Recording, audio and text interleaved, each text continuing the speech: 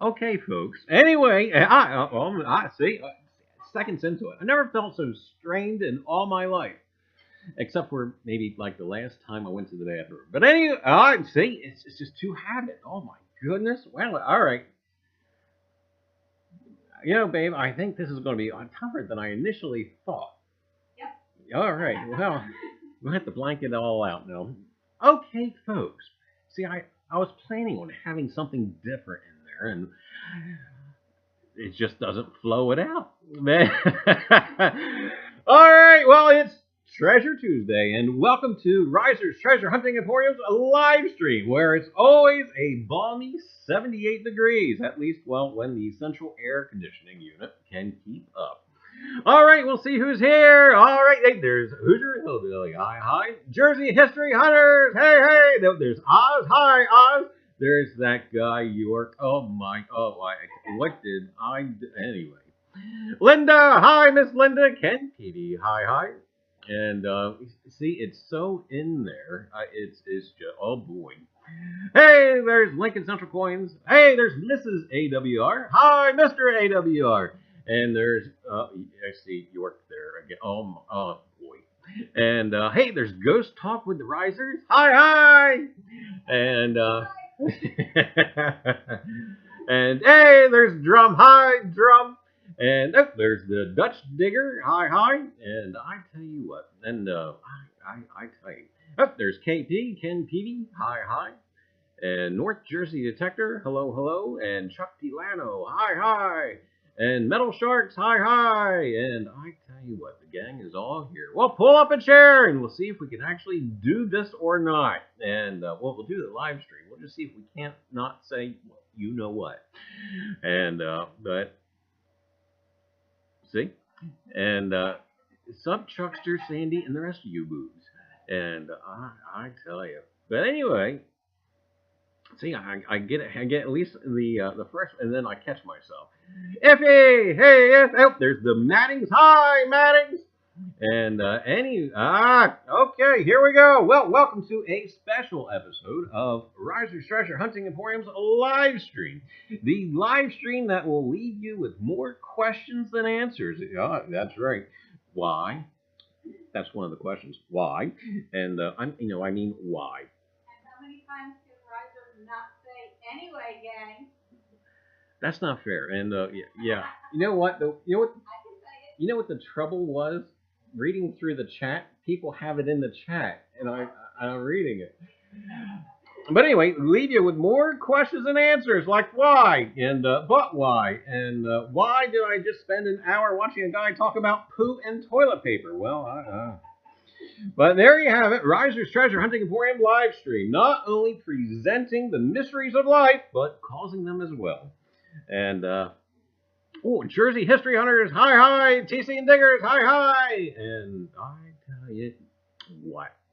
But, oh boy, I tell you, I'm almost breaking out in the sweat now. You know, it's like, but okay. Now, for some of you folks don't know, there's this challenge thing going on, and we're going to get more into that here in a little bit. Hey, Detector S, how are you? And is anybody rooting me to succeed? That's what I'm trying to find out. Do we have anybody rooting me to succeed? Okay. First, I tell you, I think it's very appropriate to do a little recap of this past weekend of everything I found. You ready? There it was. Nada, that's right, nada. Too darn hot. Oh my goodness, let me tell you. Saturday was a planned no-go because of the heat. And speaking of which, the storms for you guys in North Jersey and Southern New York, hopefully you guys have gotten your electric back on.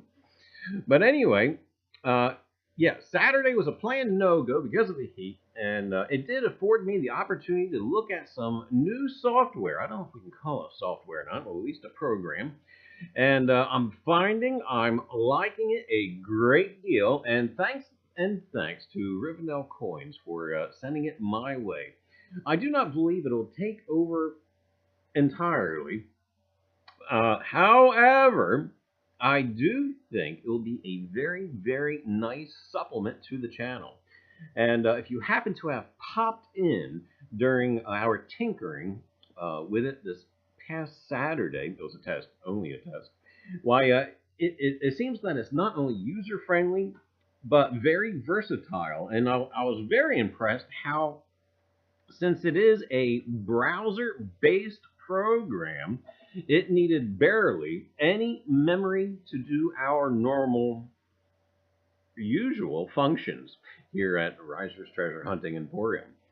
And for those who tuned in or even got on the test, thanks and thanks. And I tell you, I'm still learning it, and I do feel somewhat comfortable with it. And even Rosie was able to get into the act. And but I tell you. Yeah. We actually streamed, I think it was about 3 hours. And, you know, different folks popped in and was trying out the different gadgets and doodads. And I tell you, it's going to be a very, very handy tool. And boy, I just kept it a whole secret. Was it? Oh boy, I was StreamYard, Yardstream, StreamYards, Yardstream, one of those. Riv, if you'd be so kind to put it in the. Am I StreamYards. All right, I was lagging. At least on my end here, I was lagging. All right, we're back. But do give it a look at. I tell you what, there's going to be a couple of 16-year-old kids driving Ferraris. But anyway, StreamYard. Now, Sunday, the forecast was still quite hellacious. And, well, I had this idea, you know, get up at the crack of dawn and go out till about noon.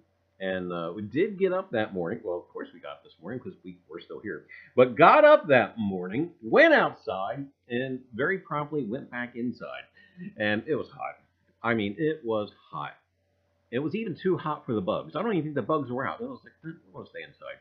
But Treasure will wait a few days. I tell you, you know, it's been down there for several hundred years. It can wait for another couple of days. You know, I tell you, be safe, be hydrated, and if you do go out, yeah, do take plenty of fluids.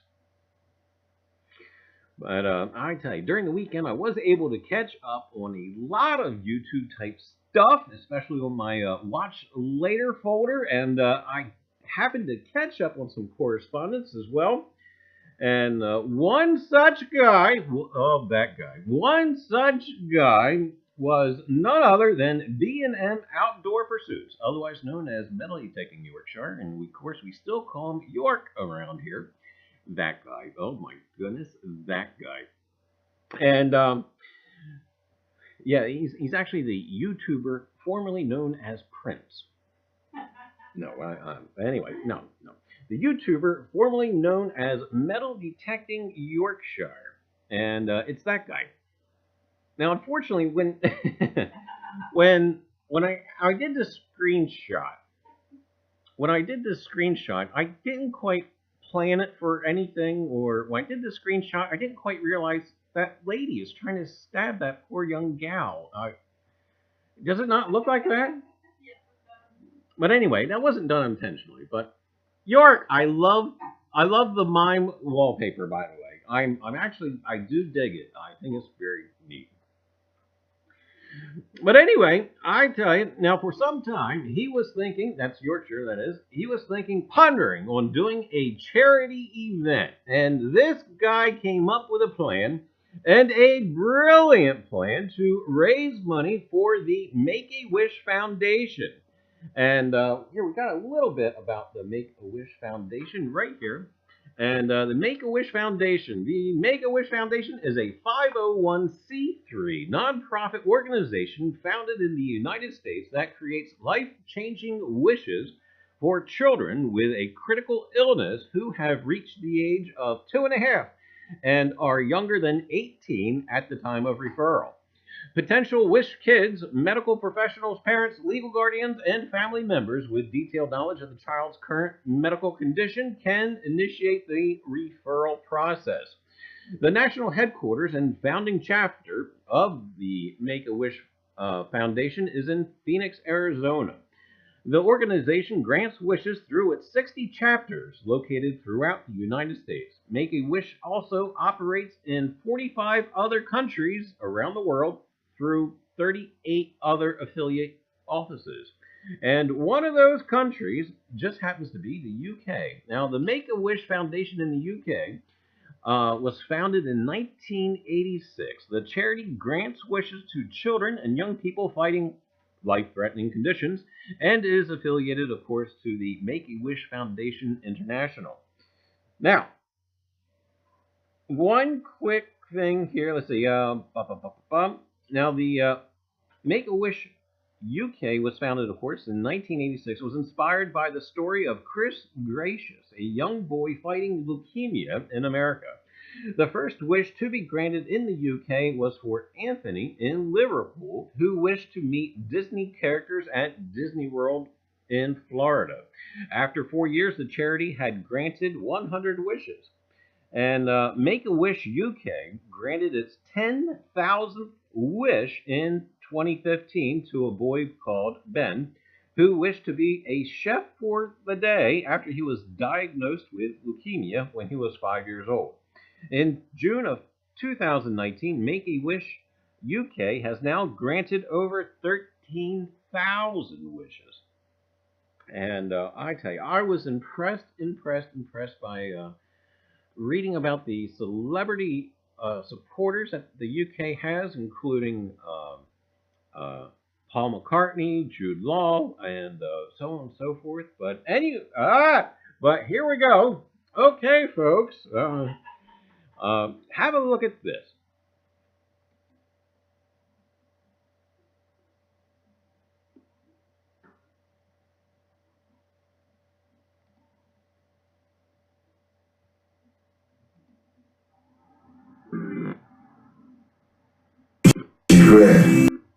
Great. Now, on to my idea. I want to call it the YouTube Community Nomination Charity Event in aid of Wish, obviously, or YTCNC for sure. I'll give you an example I had in mind. Basically, I would nominate someone, say Bradley, or Holy Hillbilly if we know him, to a challenge. Now that challenge could be anything. It could be a difficult challenge, or a fun challenge, or even a silly challenge. It could be metal detecting related, or anything. So I would make a small video on YouTube saying, I challenge Brad to wear his wife's clothes for the day for $10. Now if he completes his challenge, then I pay the money. However, if he fails or refuses the challenge, then he has to pay the money. And once he completes his challenge, or paid his money, puts it on YouTube, he then nominates somebody else. You can nominate more than one person, so you can nominate 3 people for a challenge, say. But then if all 3 people do the challenge, which could be separate challenges, then obviously you have to pay the 3 amounts of money. Now obviously there has to be some sort of ground rules, like you can't challenge somebody to do something illegal or dangerous, like scale a bridge or something stupid like that. But I think anything else would be fine, it'd be okay. So I think that £10 is about right, $10 sorry, is a right sort of money for the challenge. But you could challenge more money, say Charlie Reiser, so his beard saved off for $40. But the more expensive challenges, say Charlie refuses, then Charlie wouldn't have to pay the money. You could do smaller value challenges, like challenge someone, say $5 to go into a shop and ask for something that doesn't exist. A bit like Reiser's toilet paper challenges. It's up to you. And if you've already done a challenge, especially if you paid your money and you want to drop out after your challenge, that's absolutely fine. Just say at the end of your video that you no longer wish to be challenged, and that's it. Sorted. You're finished. You might not want to get involved with any challenges, but would like to still donate some money. Well, that is fantastic.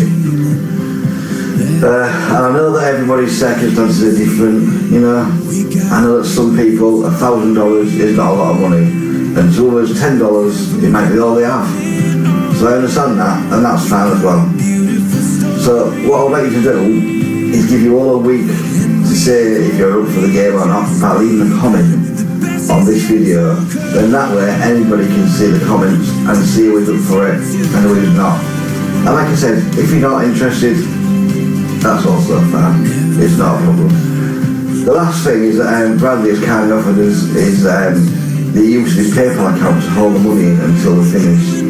Now I'm not going to give his PayPal details out on here, but you can email me, Bradley, and I'm sure you'll email me back with details. Okay, folks. All right. Phenomenal cause. And so basically, what you got to do is challenge a fellow YouTuber. Now, if that YouTuber that you challenge does, you know, whatever thing, act out or whatnot, the challenge, you know, has to make a predetermined donation to the Make-A-Wish Foundation. Now, if the challenged refuses or cannot do the challenge, then that person challenged has to divvy up the donation to the Make-A-Wish Foundation. From there, basically, the challenged becomes the challenger and selects someone else to challenge, or basically make fools of themselves. But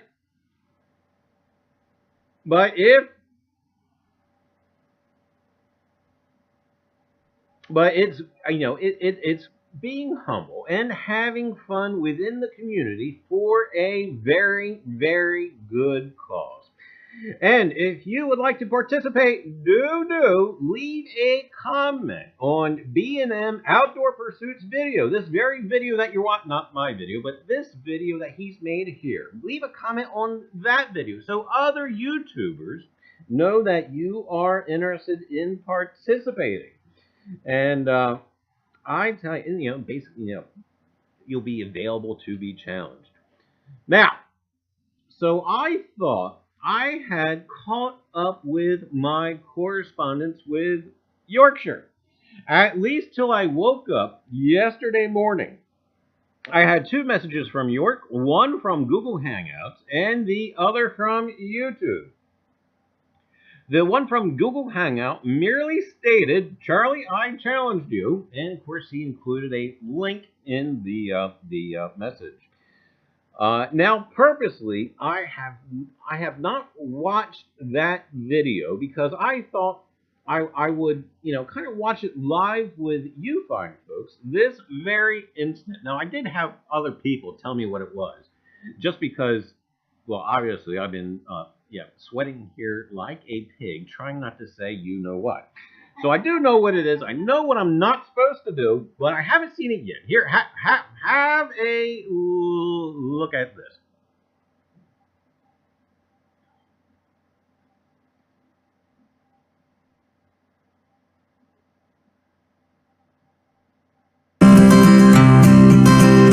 Hi everybody, Brian here from B&M Outdoor Pursuits.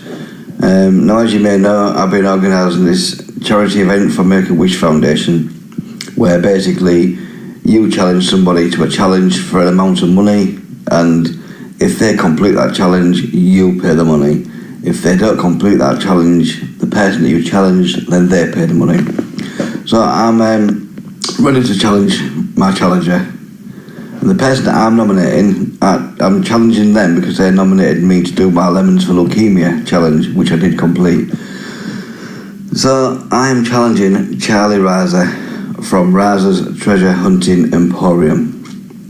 Charlie, I'm challenging you for the sum of $10, and your challenge is quite simple. All you have to do is go through your next live stream without saying the words "anyway, gang." You're allowed to say it once and once only, and that is at the very beginning of your live stream, explaining that you're doing the live stream, and at the same time doing the challenge where you're not allowed to say "anyway, gang." That's the only time you can say those words. So, it shouldn't be too difficult. I hope you accept. If you do, that's great. Right, I'll see you all soon. Bye for now. Bye-bye. Oop.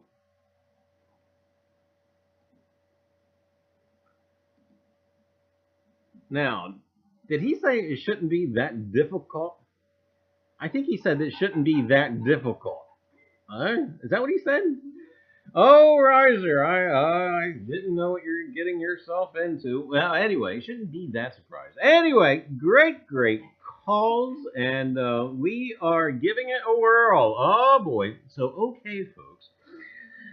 There you have it. Make-A-Wish Foundation Charity Challenges. Do check it out. It's for a great cause.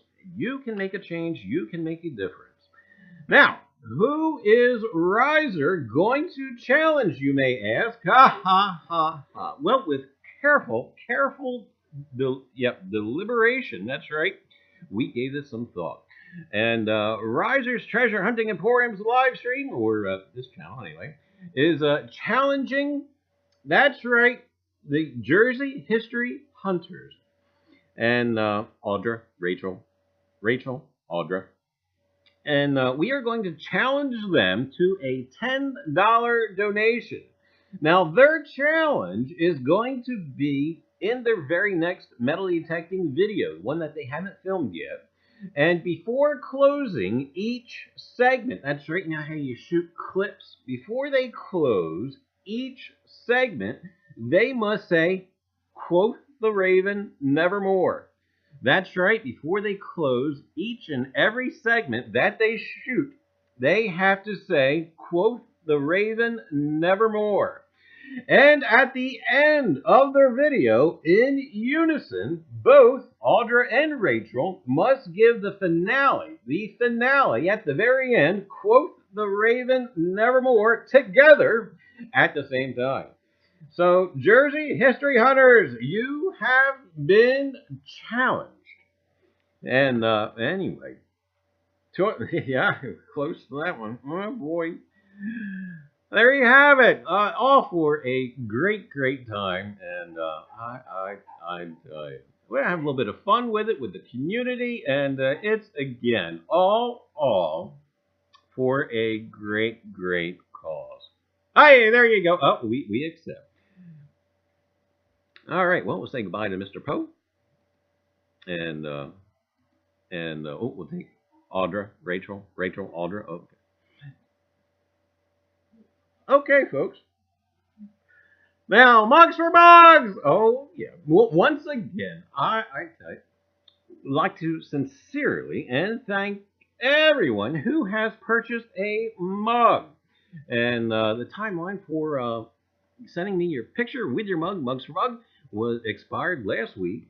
And for those folks who participated with the Mugs for Mugs giveaway, who sent me their mugs, why, thanks. And we have 3 qualifying photos. Are you ready? And we have this one guy. He I don't know. He kind of looks like Richard Gere a little bit. And that guy and that guy. All right, you're looking at him. Now, we have Ken Peavy, Hoogie's Hobby Shop, and North Jersey Detector. And for the sake of the giveaway, why, Ken Peavy will be number 1, Hoogie's Hobby Shop will be number 2, and North Jersey Detector will be number 3. So we're going to head on over to the random number picker and see who the lucky winner is of the silver round. And yeah, because it's that Mayan calendar silver round, by the by. And for you folks, by the way, for you folks who think you may have missed out, you have not. We will be doing this kind of same format again in September with a broader product line. You know, more mugs, t-shirts, and who knows what else. You'll have to tune in and see. Maybe even suppositories. You never know around here. And, you know, they've been needed in some emergency instances. Well, for censor's sake, we probably won't repeat that. But, yeah, we won't say suppositories again. But good luck! All right, we're going to head on over to the picker. Hoagie is the only one that doesn't scare me. Oh, boy.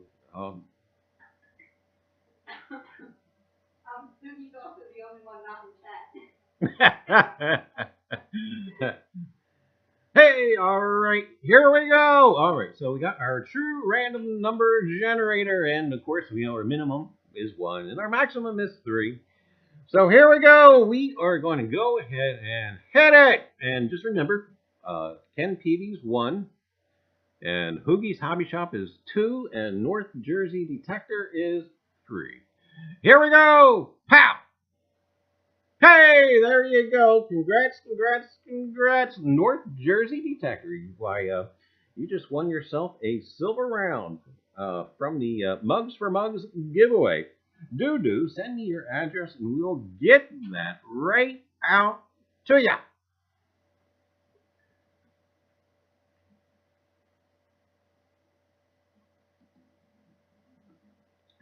And we will go back to the screen, I hope.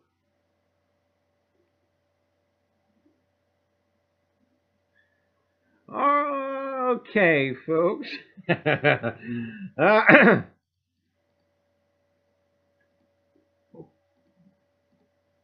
Now, judging by time, I didn't know if we were going to have time for a treasure segment tonight, but we do have one very brief because we also too have the 1,500 subscriber giveaway, which is coming up. And hey, Spitfire! Oh, there's David Carlisle. Hi. And Ambient. Oh boy, you just don't know. Oh boy, the strain. Goodness, I tell you, we are actually breaking out in a little bit of sweat. This is the coolest this house has been in probably at least a week, and it feels like 1,000 degrees in here right now. And I tell you. But okay, well, moving right along. I didn't know if we were going to have time for the treasure segment, so we still have to do the 1,500 subscriber giveaway coming up. And but I do. We have a short one, and I kind of like this a little bit. And we're going to pop some stuff up on your screen. And who's that guy? Well, let me tell you. That there is none other than Dr. E. Lee Spence. Now, why on earth would you be looking at him? Well, let me tell you. Treasure of a different sort. Now, let me just kind of give this little, how do I want to say? I do not endorse the stock that is being presented here. However, the idea of treasure hunting, and you can actually invest in it. If you want to call it investing, let's call it gambling. But anyway, Treasure and Shipwreck Recovery Incorporated targets low G&A, reveals new logo and lean structure for the corporation. Now, Treasure and Shipwreck Recovery Incorporated, currently trading as B-List Corp, or the symbol is BLIS. You can see it right over there. Now, BLIS today announces a business model that targets financial goals of lowering traditional costs by using outside contractors and a lean officer and employee structure. TSR has also selected a new corporate logo for brand recognition around the world. TSR's business plan for treasure recovery is lowering expenses while operational funds for expeditions and recovery take priority for the recovery operations, which are being conducted under the direction of Dr. E. Lee Spence, that guy, who is in charge of all operations. TSR's plans are to have ongoing operations off Cape Romaine for constant recoveries of the numerous shipwrecks existing there under Dr. Spence's ownership by Federal Admiralty order, as well as supporting the expeditions Dr. Spence plans in the Caribbean targeting high-value targets, such as Spanish merchant ships that were lost while traveling back to Spain with privately owned gold and silver from the Americas. Dr. Spence is currently in the West Indies conducting research on undisclosed wreck locations and history for potential operations. TSR will accomplish these aims through the use of subcontractors, whom Dr. Spence selects, utilizing expertise gained through his decades in the industry. And also, too, I kind of did pull up this guy's biography, which you can find on their website. And this guy, oh man, this guy has seen the world and seems like he is quite world renowned. And but anyway, I'll let you guys read that for further reading. And but there you have it. If you are a armchair treasure hunter, this may be something for you to look at. That's right, you can actually invest in a company that is out there treasure hunting, underwater treasure hunting at that. Stuff that Reiser cannot do. I tell you, I know. But and really, for a share of this stock, each share right now is currently trading. Well, this was before the bell closed today, but just before the bell closed, it was at $5.91. And would I throw any money at it? I'm not sure. I would probably go to venture, maybe purchase about $100 worth, just to say I had it, just to give me a reason to keep looking at it. But I thought it was very unique, and it doesn't, stuff like this doesn't pop out at me very often, but I just couldn't help myself to think, wow, you got this guy who's actually going down there. I would just love to know how they are going to share the profits with the investors. I would love to read up a little bit more. But there you have it. If you always had this dream of doing some underwater treasure hunting, well, you know what? Maybe if we don't have that opportunity, or me who has aquaphobia, why, this might be my little chance to have a small part of it. So, there you have it. BLIS. Okay, folks.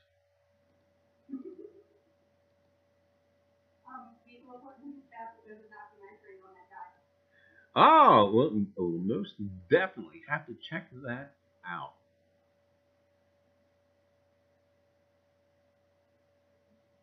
All right, well, 1,500 subscribers. We crested over, and you know what that calls for? That calls for the June Taylor Dancers.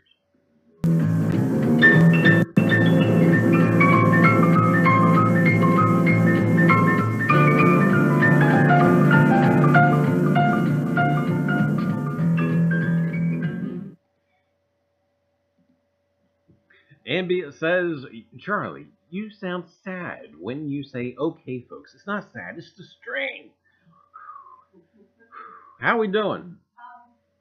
Detective Rex says, get Liz to stop saying right on, right on. I bet she couldn't do it. I actually thought about that one.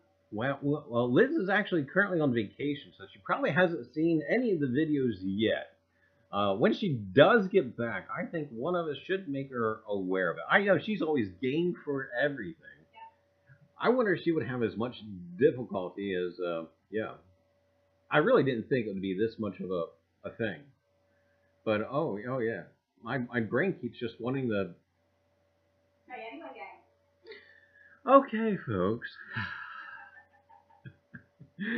All right, well, 1,500 subscribers. Who would have thunk it? And hopefully the PR department will keep us growing. They do tell me from the sales department that Reiser's Treasure Hunting Emporium toilet paper sales are up. That's right. Reiser's Treasure Hunting Emporium toilet paper sales are up. And I'd say fantastic news, especially around the Bozeman, Montana area. That's right. The toilet paper sales are up around the Bozeman, Montana area. They say it's flying off the shelves at local dry goods department stores. And, either that or it's the college kids from Montana State University there in Bozeman. Maybe they're making spitballs with it. I don't know. But, making spitballs of it and chucking it at the professors. Reiser's Treasure Hunting Emporium toilet paper. That's right. It goes wherever you go for when you know it. You have to go. And college kids. That's right. Take the kids at the Bozeman's example. It's great for spitballs. Get your pack today. Anyway, 1,500 subscribers. Who would have thought it? And I want to thank our subscribers and viewers for taking the time to watch this nonsense. And our aim is to have an enjoyable, interactive show involving history, metal detecting, coins, and toilet paper. And if we just come close, if we happen to come close to that objective, I am highly, highly gratified. And not to mention blessed by having you, yes, you as one of our viewers. And some of you, it has been a great, great pleasure getting to know you. And others, it's a pleasure getting to know you. And getting to know you, is that a song from The King and I? Okay. But, anyway, enough of this rank sentimentality. Let's give away a mug! Now, lookers! This means you, Amanda. You must have something into the chat so that Rosie knows you are around and about. And in the meantime, we'll go ahead and head on over there to Rosie. And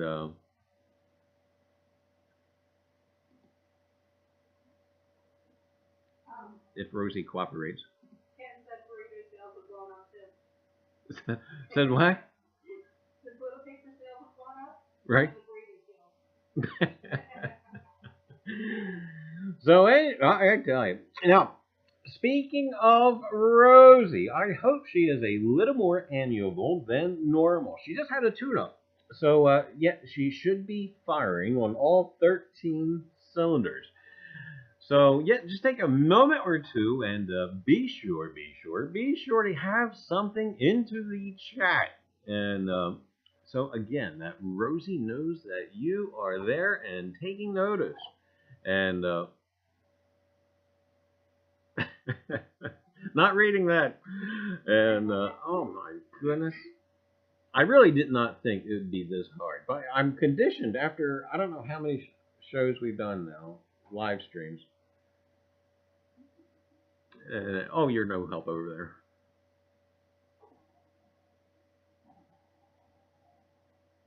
Guys wants to know when do the Reiser Treasure Hunting Emporium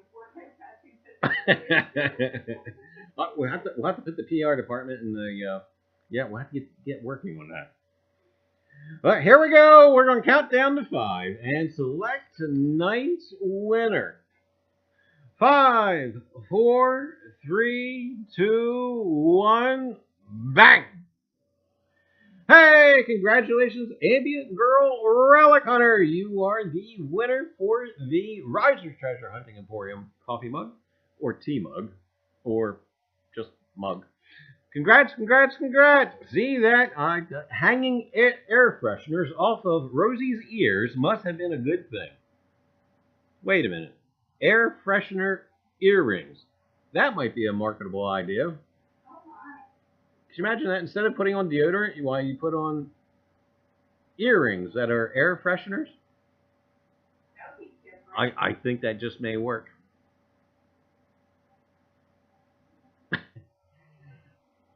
All right, well, we're going to go ahead and switch back to the main screen. And there we have it. All right, folks. Well, again, I tell you, thanks for tuning in. Now, I can't read that. And try and catch up with chat and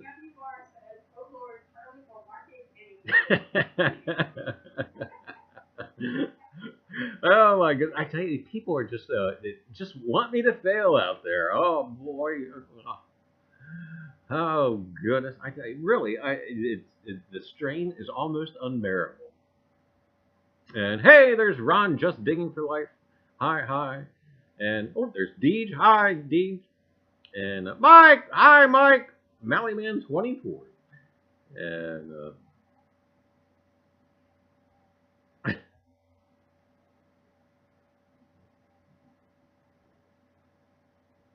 I tell you.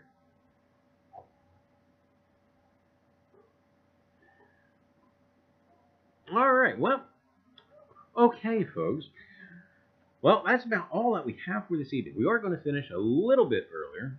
And should we do a little bit of an afterglow this evening? Yeah, since we're done a little early, I kind of didn't time our history segment too long.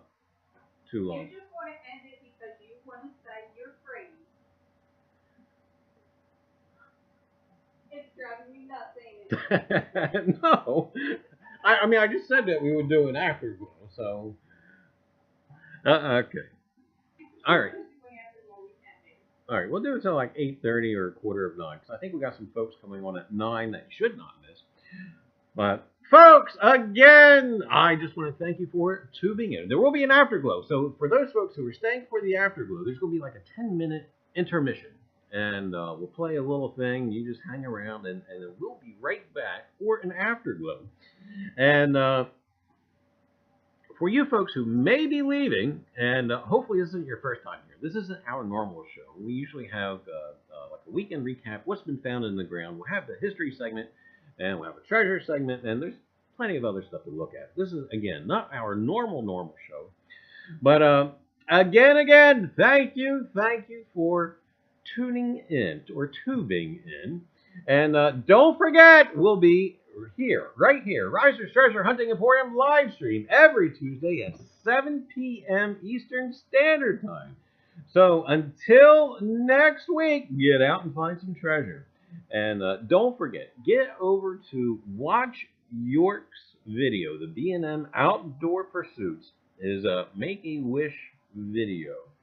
And so for you folks who are leaving, have a great night. For you folks who are going to hang around for the afterglow, we'll see you in about 10 minutes. And so hang around. We'll be right back.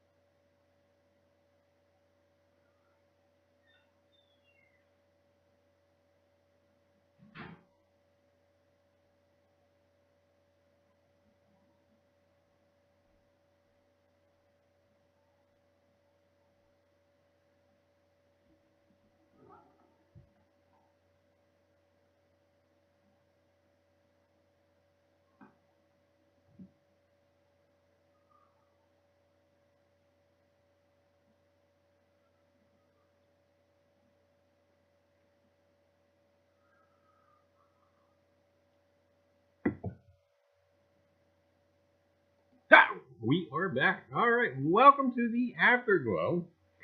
And like I said, I streamed Saturday for almost 3 hours. I think I said it once at the very end.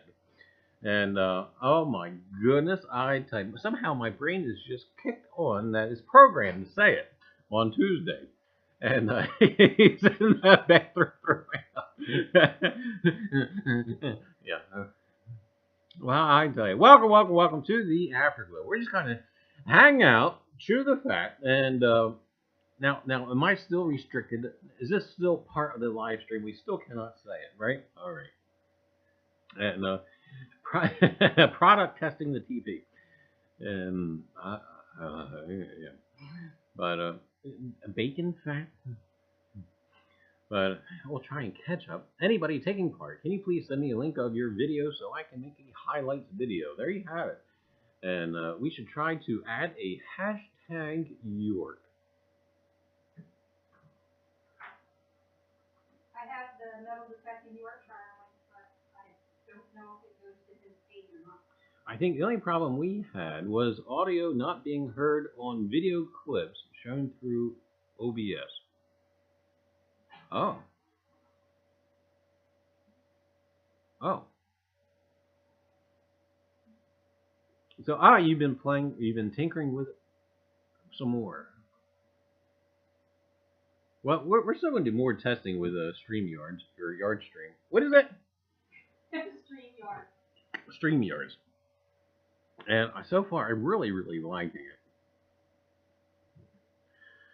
Charlie, you have until 1:30 my time, so about 37 minutes, then you have completed your challenge. Well, we can make it maybe, perhaps. Either way, the Risers will be donating $10, one way or the other. Whether we luck out and succeed with the challenge or not, we're still going to make a donation. But yeah, we're having this much fun with the community, and again, I tell you, it's for a great, great cause. Thanks, North Jersey StreamYards.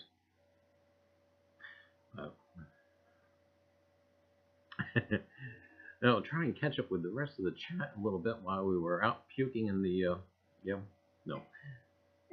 And Sandy, has he said it? Not official. I get anyway in there, or all right, and then I catch myself. And he's been doing good, guys. I mean it. We are perspiring, and I tell you. He's getting the out of the way. Yeah.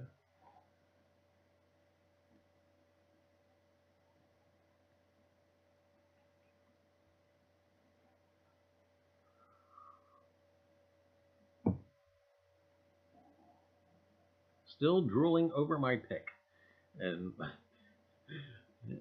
I have to keep telling people that's not Richard Gere. So anyway, what we've been reading lately, somebody unfortunately pointed out a few things to me. I've been reading up on Norse and the Vikings and how they may have impacted the Native Americans far, far prior to Columbus ever coming here. And at first, I was kind of a naysayer. I was like, there can't be that much influence on the Native American societies with a minimal of impact, and I think I've been proved wrong. And I've been going over the Norse written language, like rune writing and whatnot. You know, you guys may see some of the extremists say, "Oh, the hooked X" and all that good stuff. But even with language itself, written language and pictograms and whatnot, there seems to be quite a bit of influence from the Norse and the Vikings. I'm quite highly taken aback by it. Again, like I said, I was taken aback, and I haven't been able to put it down since Sunday after really getting into it. Now, Scott, I'm not going to remember his name. Scott Walton, the fellow who did the Unearthed America series. Now, he loses me a little bit because he does a lot of sensationalism with his, of course, he's got a TV show and he has sponsors he has to try and keep happy. So he does have to make it a little bit sensationalized as far as some of the findings and etc. And but there does seem to be a lot of influence from the European sect prior to Columbus and with the Native American cultures. And I only took one for example. I took the Native American culture that I'm most familiar with because they're from our area, the Lenape. And as much as I said that there can't be or shouldn't be any kind of traces of that nature, well, I'm wrong again.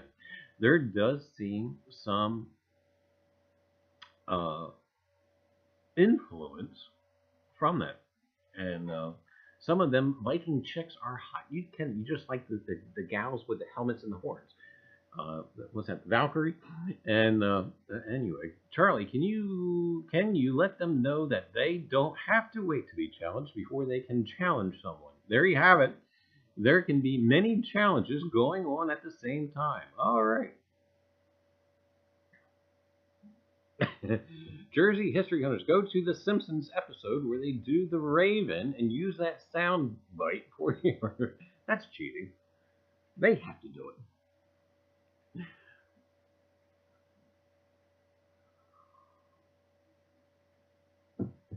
North Jersey, I was waiting for you to comment on York's vid because your challenge was going to be eat spam, and but no, we picked on Jersey History Hunters instead. Wow.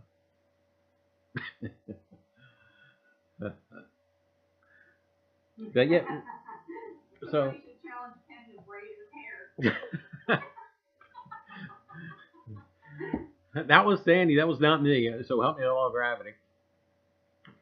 North Jersey Texas. So you want me to puke on camera, eh? What kind of leaf is that on your coffee mug? Well, it's cattails on one side, or I think anyway. And anyway, for you folks who are just joining in, welcome to the Afterglow, where we just kind of chit chat, chew the fat, and talk about all sorts of stuff. But anyway, back to the rune writing.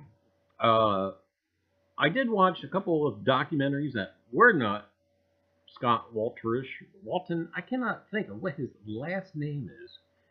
And but anyway, we looked at some of the documentaries in regarding to the stones found in Oklahoma and Minnesota, and there was one other one that I was really engrossed on, which I can't remember where it was. I think it might have been Illinois. And to imagine what those folks had to go through in order to get to those parts of the countries from England, I tell you, it's neat in itself. And Massachusetts was another area where it seems like they had a lot of artifacts relating to the Vikings and the Norse people. So, but we'll be doing something more about that later down the road. Hopefully I can put it down long enough. I got another project probably coming up, if not in this next live stream. We'll have a history segment about New York City and the Dutch influences. And we'll be going through how the 5 boroughs each got their names. You know, the Bronx, Staten Island, Manhattan, and etc. And I did read one very interesting statistic. The crop that was grown in the Bronx. It's weird to say that. The crop. Yes, believe it or not, there were farms in the Bronx. The product that was most grown in the Bronx was tobacco. And Mr. AWR says, Charlie, you forgot to autograph my toilet paper. Well, I didn't know I was supposed to. But I tell you. C-Rod dipping and outdoors. Hey there. Welcome to the Afterglow. We've already had our live stream, and now we're just having an Afterglow where we chit chat, chew the fat, talk about whatever, and wacky tobacco. And which, speaking of wacky tobacco, why I was reading a little bit too while doing research for the book, Outhouses of Our Founding Fathers, about Washington growing marijuana on the plantation. and oh, I'm sorry, hemp.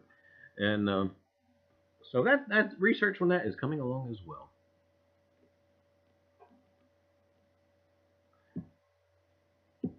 All right, Miss Audra, have a great night, and we'll catch you around on the tube. And oh, yep, and we'll see you and Poe later on in the week. Quoth the raven, nevermore.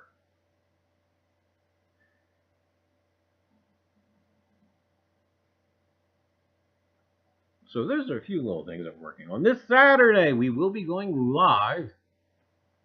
I'm not sure what time yet. It will probably be the late afternoon. And we'll be going live. And I'm not sure where or what or who or what exactly. And what we'll be doing Saturday. But this upcoming Saturday will be our very first official Saturday live stream where we'll be out and about. And who knows, maybe even be in a cemetery. Hey, Tim, how are you? Welcome to the Afterglow. And yes. Make sure you have to back up loud because I'm going to have a house full of tiny people. Yep, we'll be good. And, you know, I had a crazy idea as far as Saturday's live stream. And the crazy idea was to use StreamYards, have my computer here at the ranch all set up for StreamYards, and actually call myself on the StreamYards and broadcast from where I am and have this as a relay. But I think before we get too brave, we'll actually test that to see if it will actually work versus getting out somewheres and then have it not work.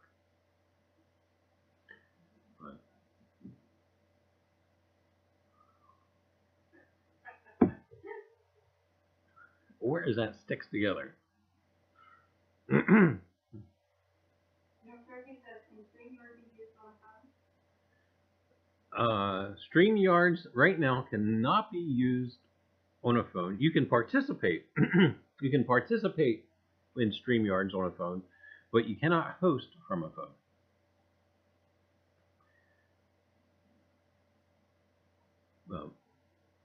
Anyway, those are some of the things I've been working on. I have a desk full of stuff over there which I cannot get to yet, which I need to.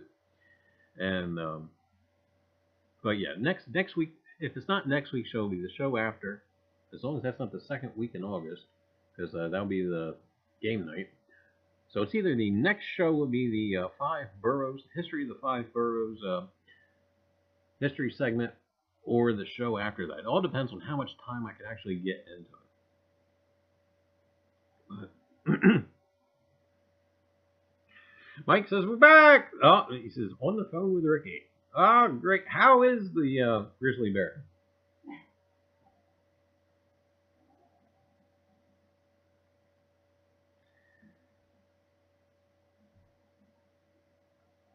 Well, I tell you, this upcoming month is going to be a busy month between August and September. Oh my goodness. Well, I guess the next 3 months is going to be rather busy. And 2 Tuesdays now will be the 6th. I wonder if we can pull up the calendar here without lagging.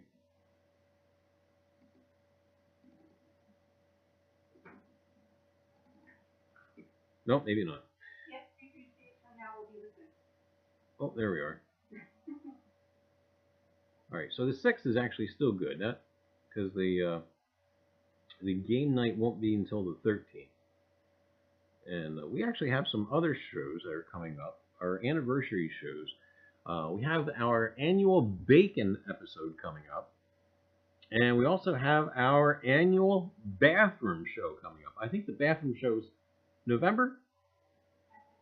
November, or is that September? I keep mixing the two up. But there will be a couple of things coming up as well. Not to mention the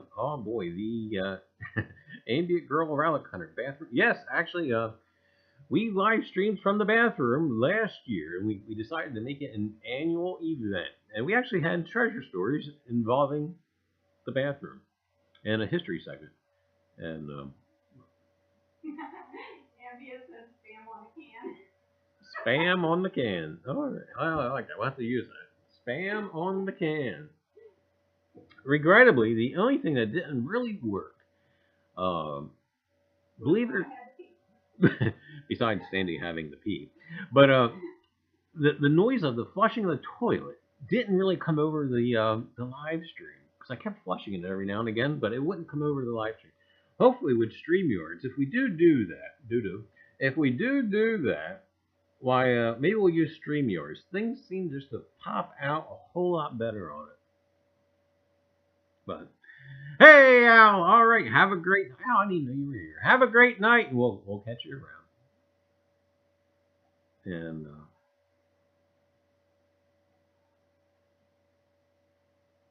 oh, I see Detector S. He's still at it. Oh, did you have the runs, Charlie? No, it was just for effect. And if I remember right, we did a little bit about Roman toilets. Not toilets that would go around different places, but yeah, like facilities for the Romans. And we also did the history of the flushable toilet. We talked about Mr. John. And so who knows what craziness we'll come up with for this year. What way does the water swirl? It depends on which part of the world you are. Hey, an afterglow. Nice.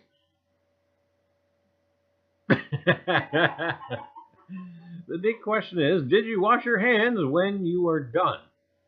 You know what? We should make that like a event for after the live stream. You know? Yeah, washing hands. Yes. Ceremonial washing of the hands after the bathroom stream.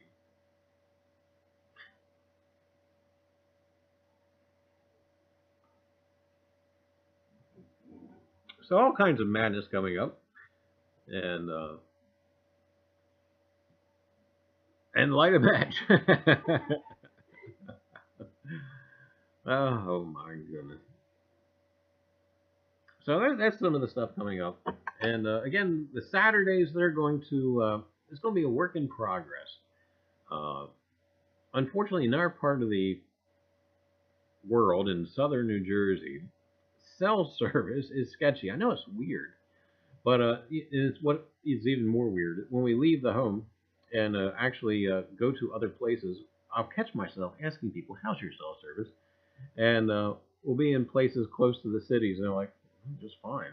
Where are you from?" You know, and et cetera. But I tell you.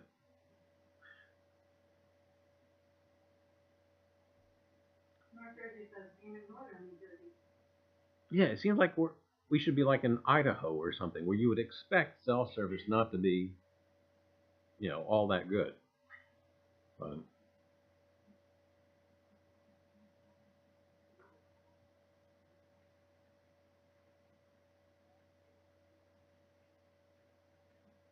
you guys in New Jersey have full service in your restrooms. Well, Wi-Fi will pick up there. Yeah.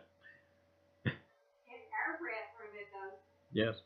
I mean, it's 10 feet away from where we live stream anyway. North Jersey Detector says, I'm right in between two mountains that block the towers. We don't even have mountains. We're down here as flat as can be, and yeah, we just use dial-up. I couldn't imagine trying to go back to dial-up now.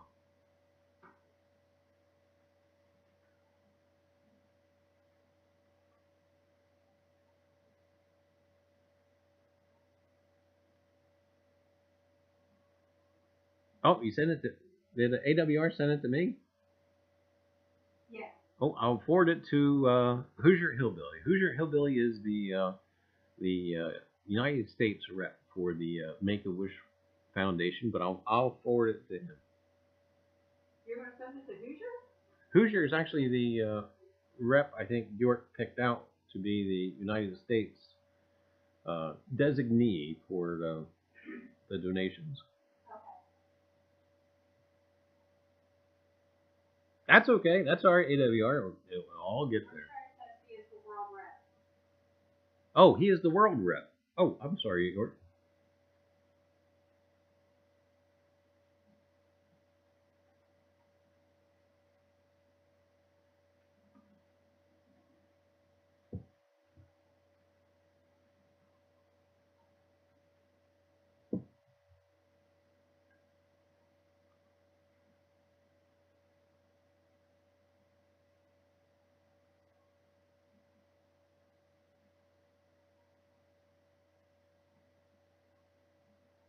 It still feels like it's 110 degrees in here. Yes, it does. Is it really warm? Yes. Wonder why the thing hasn't kicked on. North Jersey says I can't understand York, so I just nod with smile. Oh boy, can I pick on York for a second? Yes. Not that I don't pick on them already.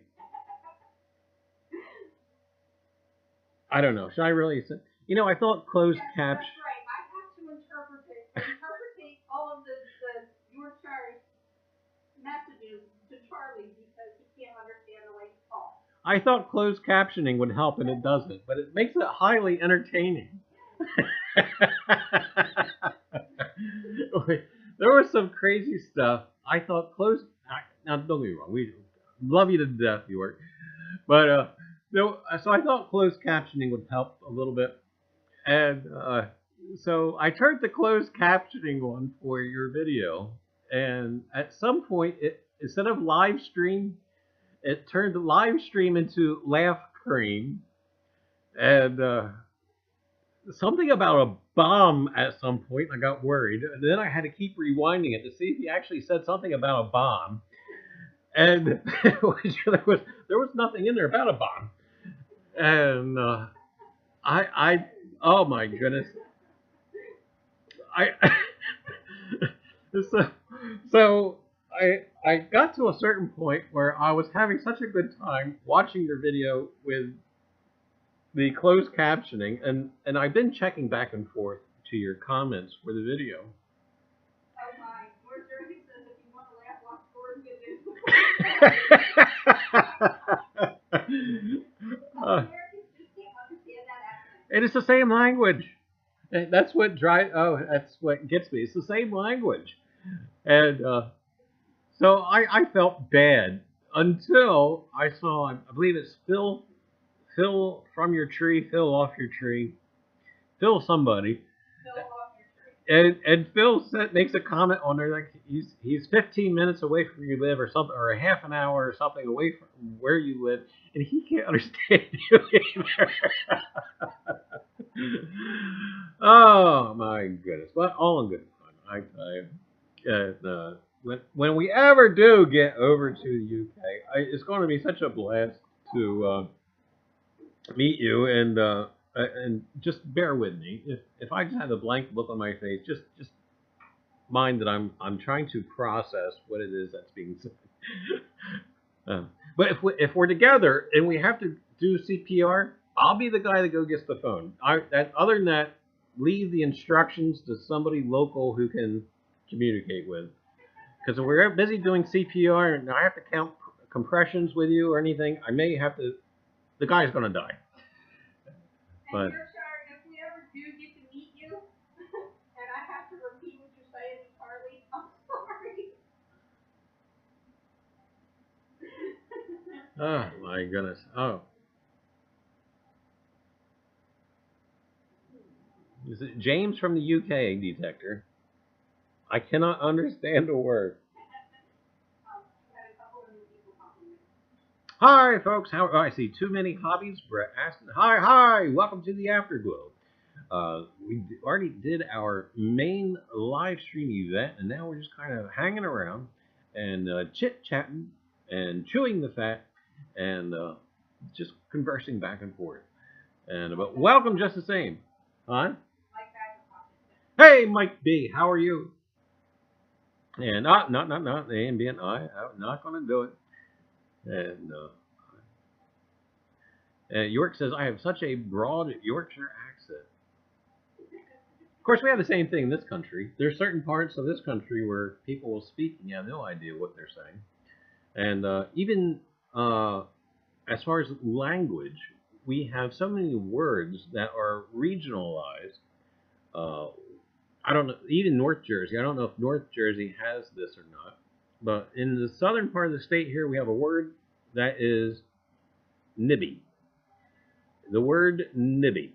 And basically the word nibby means, not to mind your own business, and somebody's, whatever. But yeah, nibby. We have the word nibby, which I can't really find. It seems to be regionalized. It doesn't seem to exist anywhere else on the planet except for this part of the state. But a lot of my words get me slapped. Cash me outside. How about that? Is that gal still alive? Oh, American Woodland Relics going to try to go live from the Chattanooga show, the Civil War Relic show he's going to attend on Saturday. So do be on the lookout for that.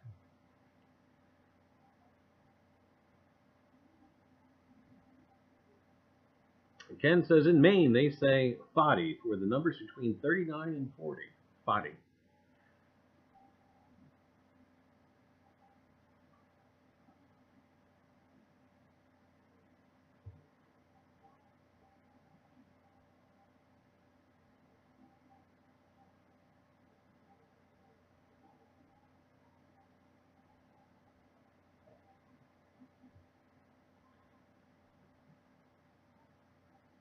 The one fellow actually had what was neat. And regrettably I cannot remember his name off the top of my head. One of the most recent, I shouldn't say the most, because it's probably been about a month now. We had a fellow from Germany who had the chain set, and what was neat about his YouTube channel, he would speak both English and German. I hope it was German, now that I think about it. But he would speak both English and German during his channel. He would do a segment in English, paragraph or so. Then he would switch and talk in German, and then back to English. And I thought it was quite remarkable. Speaking of the chain set, Steve Pedican had it, and Divi Detectors has had it, and I kind of forget who's it's on its way to now. It's over in the UK, so York, you never know, you just may wind up with it. Ambient says, I'm hopeless. I'm from Massachusetts. I lived in England for 5 years, and now New Hampshire. My accent is all over the place. Oh, good. Where in England did you live there, Ambient?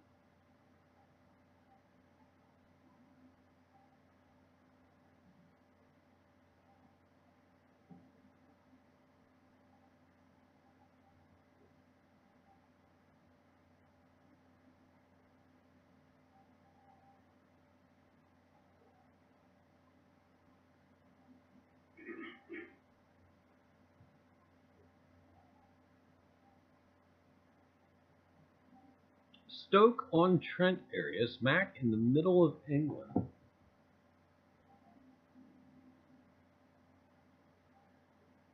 Now, our lives have changed. Why, even if we do make it to the UK this upcoming year, we're having to change a whole lot. We were planning to do initial 3 weeks. That can't happen anymore because we have a youngster who we are taking care of now. And if we did it a week, we would have to change up plans. Our initial plans was to go to Hastings, then to, I forget now. We were planning to go to Hastings, which is in the southern part of the country, and then go to Bridlinghampton, if that's right. Oh my goodness. I can't hear you, so. Oh yeah, well the air kicked on now, and but we may have to change all of that now. Ah, nice try, Detector. Oh, this is the afterglow. I'm kind of and Tim's. I'm from Wisconsin, and everyone says I have an accent. One of our kids lives in Wisconsin and he has an accent too. Yeah. What's the paper bag thing? Wait a minute. A sack. A paper sack. Is that Wisconsin that they say that?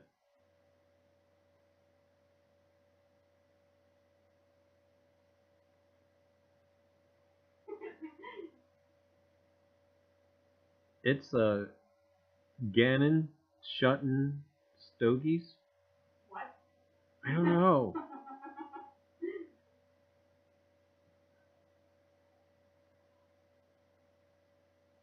It's the Gannon. It's the Gannon Shutton Buggy.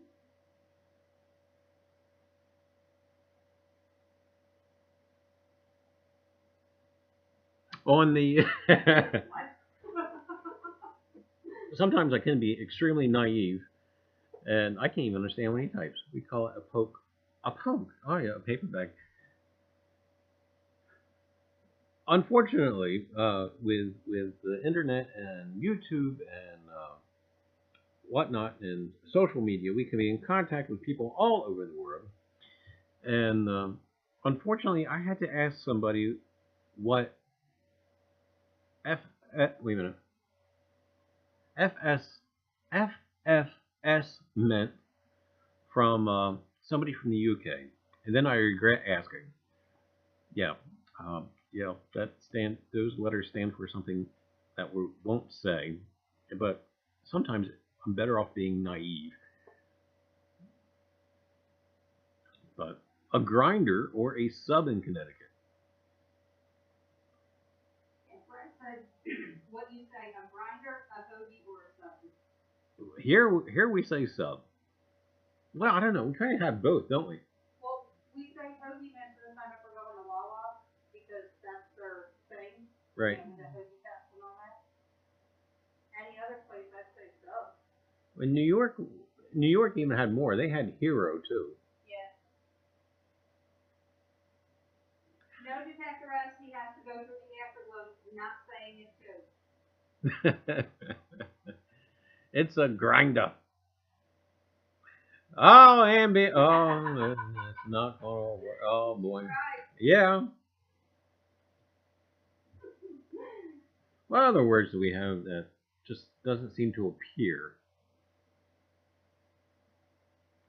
Soda. Soda pop. Soda pop. Yeah. Cola. Cola.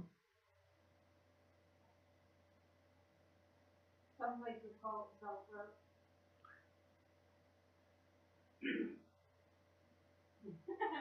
Detector S says drop the N-way gang already. Crick and creek. That's a good one. You know, we have both here. It's funny, but talk about regionalized. I say creek. However, if you were to drive 10 minutes away, that's quite literal, 10 minutes away, we have a place called Dividing Creek. But if you ask one of the locals there where they live in the creek. Or, if you're truly from this area, you're from Split Ditch. Split Ditch.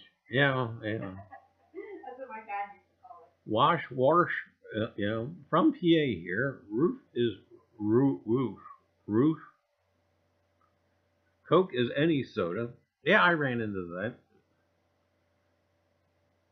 AWR says another one for soda is Coke. Ken says graphene is conspicuously absent from the show. Beer. My stepdad used to say wash. And stink and zinc. With the Z. Where does the letter Z come from? I don't know. Oh, Keller. Yeah. Keller. Keller. Yeah, some people in this area will say Keller instead of color. Yeah. Or water and water. Yeah. Or water. Ken says, I say tomato, you say tomato. Now, see, it's just that type of stuff there that I've been I've been looking at with the European influences with the Native Americans, and even before the major influx of Europeans. There's gold in them there hills.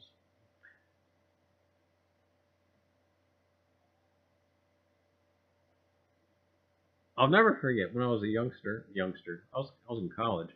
We had a fellow from Louisiana who was on the same floor as my dorm.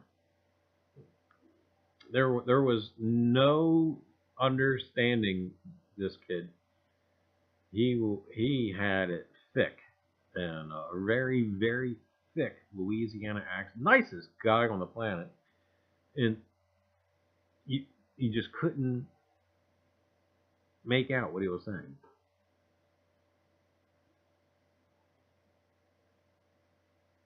Oh, this is AWR. When I go to a restaurant and order a Coke, they ask, is Pepsi okay? And I think it isn't the same. We call everything Coke.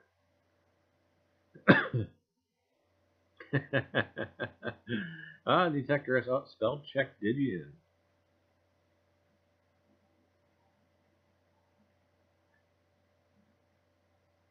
Oh, wait a minute. Is York conceding?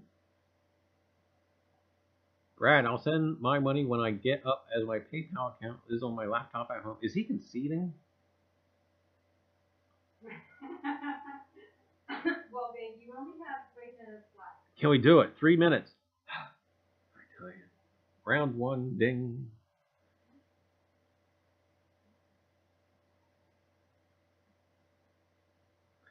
If you order Coke in Wisconsin, they haul you off.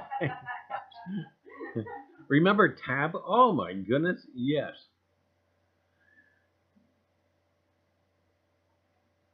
Recently found a Tab bottle. I never knew Tab even came in bottles. I did.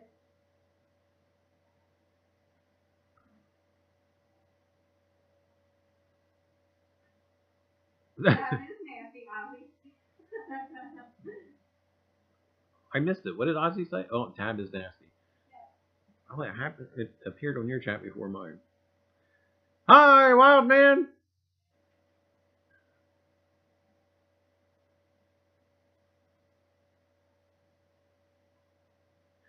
RC Cola is still the best cola on a hot day. Oh, North there. Sorry. I wouldn't give my dog Pepsi. Wait a minute. I don't have. You have a cat. We'll just do cats drink soda. Wouldn't it be funny that, Wild Man, remember when he shaved his beard off and everything else? Didn't they wax him too? I don't remember. I just remember him shaving. I remember shaving the beard off. Did they wax him too? I don't know. Boy, that would be, oh, poor Wild Man. There's an idea. Who to challenge hey, Wocoin, how are you? No cats either. I'm petless. Dr. Pepper, #1. Absolutely. Oh, boy. North Jersey said that's a lot of wax. Dr. Pepper is my absolute favorite. And I tell you, real sugar, Dr. Pepper, oh, there's nothing like it. I've actually ordered it off of different places throughout the country just to get the real sugar in it. Look what you did to Mr. Bagels. What? Is that it? Yes. Oh. Berkshire called it. He said, Charlie, well done. You can now say anyway now. Ah. Now you don't want to. Yeah, now I've unconditioned myself now. Dr. Pepper's my favorite too, nor Mr. Pibb. Mr. Pibb, that was great down south, I tell you. Every now and again, we can find it up here. Every now, some weird place. In Pennsylvania, I think I can still get Mr. Pibb in some places. They had to dip him in wax. There was a worldwide shortage for a while. Ambia says, wipe her forehead and breathe. Mrs. AWR said that to her, Dr. Pepper tastes like cough syrup. Maybe that's why we like it. Sarsaparilla puts on hair on your chest. Oh, goodness.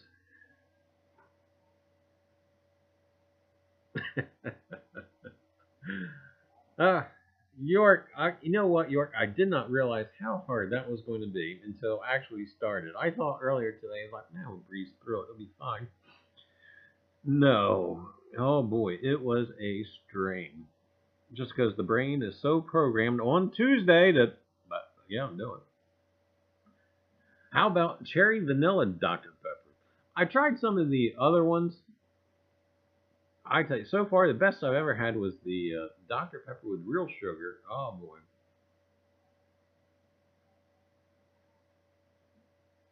Have a great night, York. We'll catch you around on the tube. All right, Ron. Oh, gotta go to work. All right, be safe. Hey, Jordan, how are you? And Mike, hey, I tell you, what would you say the best root beer is?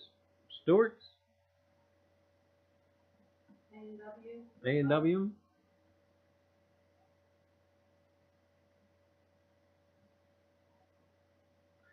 Cheerwine. We had Cheerwine, or is it Cheerwine? Yes, it's Cheerwine. We had that for the first time. Nugget. Kept finding the Cheerwine bottles all over the place. And oh, I think it was in Gettysburg when we were there. A convenience store in Gettysburg, Pennsylvania actually had Cheerwine. We decided to try it. I don't think it was a favorite though. Mike says mug root beer. Then Ken said they made a Milli Vanilli Dr. Pepper, but that wasn't the real thing. Scary thing is, I knew what that meant. Oh, we're showing our age. Yes, we are. I agree, North Jersey root beer is good, no matter what brand. Root beer is good. Oh, root beer floats. Oh my goodness.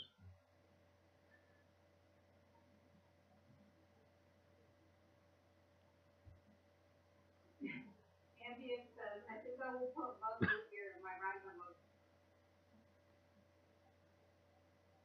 AWR, my favorite is ginger ale too. All the things we shouldn't be consuming.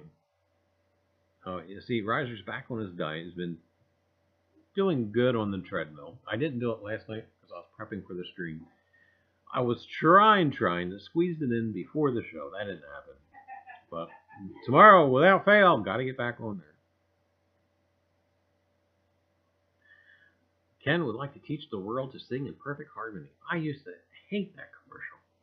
Oh my, they used to overplay it. Milk and Pepsi. Oh, really, Mike? Did you? I've never been brave enough to try that. Pretty sure I don't like Not Your Father's root beer very much. My son likes it though. What else did? Wasn't it Coney Island root beer or something like that we tried? That yeah.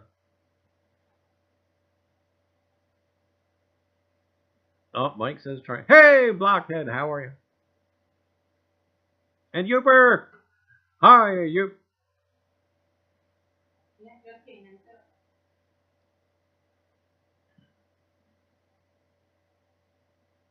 Oh, and Aunt, hi, Aunt. Welcome to the Afterglow. We've already had our fun with the live stream, and now we're just here chewing the fat. My middle name should be Coca-Cola. By now, I drink a lot.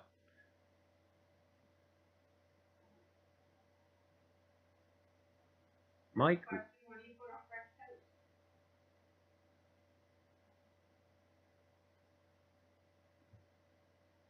I got to do a show, sing along with K-Rex. Oh my goodness, there will be another Ken episode with the box. Yeah. Which New Jersey copper is on the thumbnail as far as which variety? I'm not sure off the top of my head. I can find out though.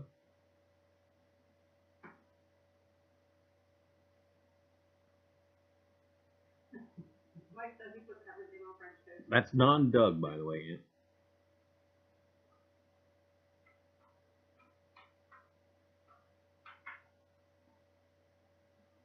Fanta. I can't do Fanta. I know it's weird because I don't know this for a fact. I have to research it. They say that Coca-Cola started Fanta to still sell their syrup in Germany during wartime. I don't know if that's true or not. I've always wanted to research it to actually see. Kay Watt is under the weather. Oh no. Now, hopefully she will be improving. Fanta grape is awesome. That's right, you tried the apple, right? Yeah. They have the berry one in the Wawa too. I do want to try it.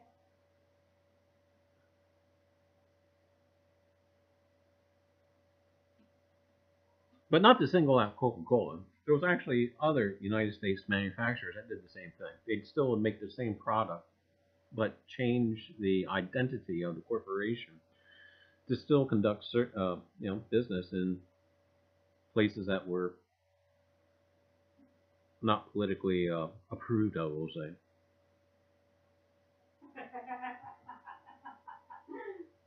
And because my grandfather invented 1 up and 2 up and 3 up, 4 up and 5 up, he tried one more, then he gave up. What was Mike going on about? I have no idea what that from Mike was. Ambien says, have you tried Moxie, the drink of Maine? You know, no, and I regrettably didn't buy any. When we were in Pittsburgh, that soda shop that had all the old sodas, they had Moxie. I did not try it. Hey, Tim, how are you? North Jersey says, I think Mike is broken. Mike, stop using the chat to text app, okay? No, I'm kidding. He says Moxie is like vomit. How do you speak in German? Oh.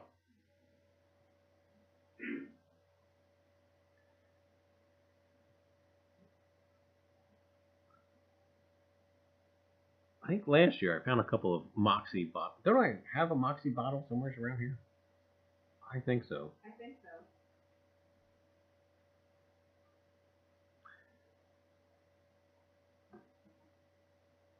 German came out of me.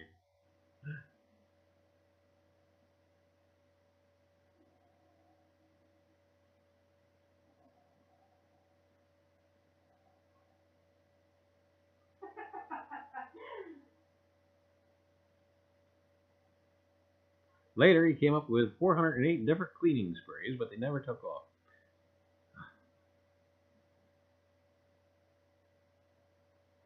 Fizzy coffee. I don't think I'd want to try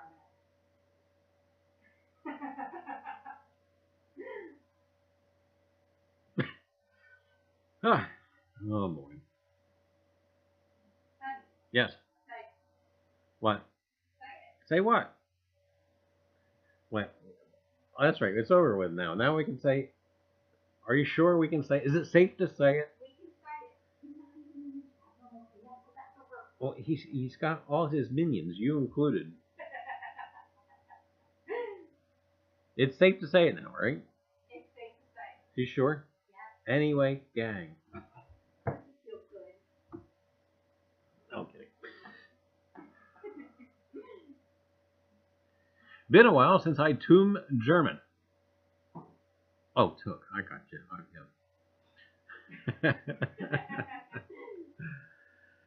Yeah. Minions or trunnions?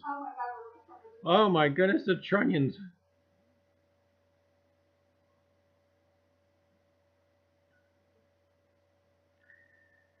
There we go. Oh my goodness, I tell you. Mike, did you watch, I always want to call him still Metal Detecting Orchard, but did you watch B&N Outdoor Pursuits video? Yeah, I know. I just couldn't get it out there. About the, I don't know if you were here for the regular live stream, but do you feel better now, Charlie? Yes, I feel some sort of relief now.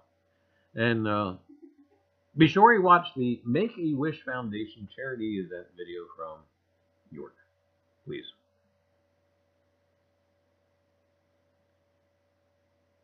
AWR, if you come to Georgia, you should go to the World of Coke in Atlanta and taste Coke from around the world. I would very much like to go to a Coca-Cola museum. The angel flew out of your chest when you said anyway, gang.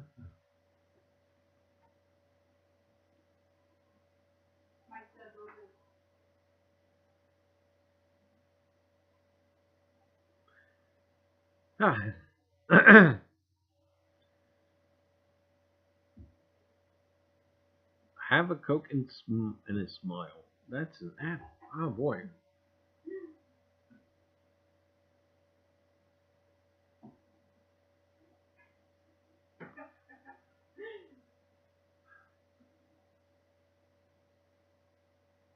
My Coke days are over. It gives me heartburn. Any soda, or is it just Coca-Cola there, Drum?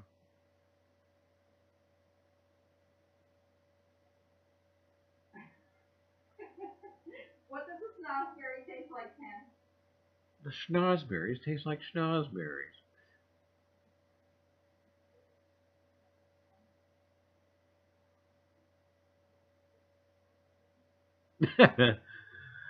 That's why you add the whiskey or bourbon, Drum.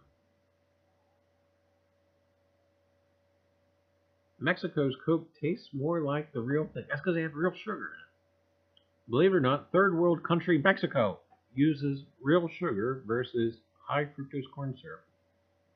I believe Canada has also banned the use of high fructose corn syrup. I wish this country would get on board with that.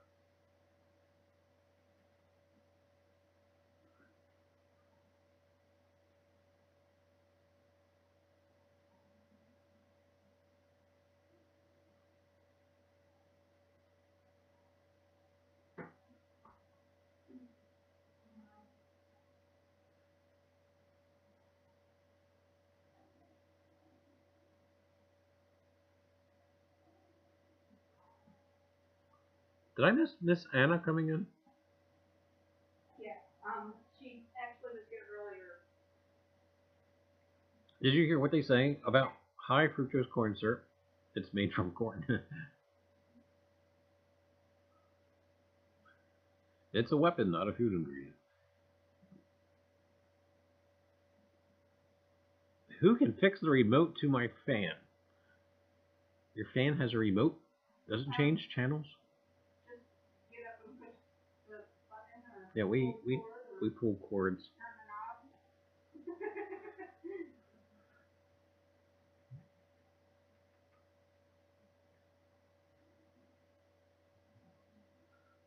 Well, I tell you, batteries. Batteries.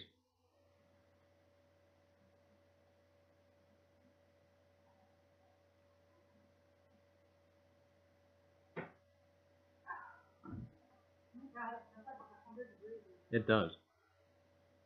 But I tell you.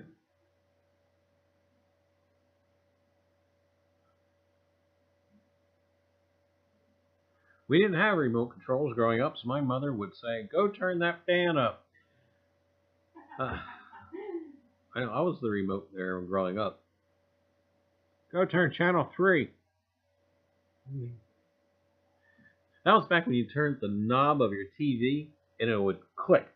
Or actually, the one that I can remember growing up, it was like the furniture model.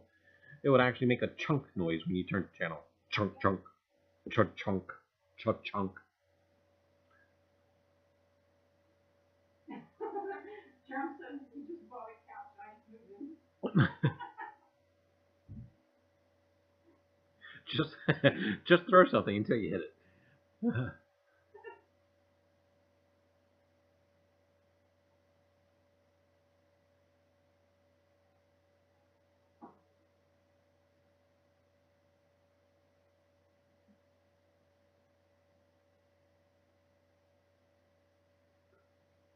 Move the rabbit ear, says Tim. Oh my goodness. That's something I don't miss at all. You know, you were there trying to, point them to the window. And oh my goodness. Oh boy, the rabbit ears. Tinfoil. Oh. Trump said off for his cat. I just got attacked by a beetle. The beetles are attacking you? Yes. There's only 2 left, so it's either Paul or Ringo. But yeah, I just got attacked by a beetle.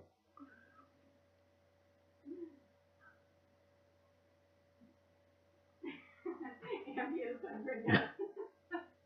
Trump said a BW. Yeah.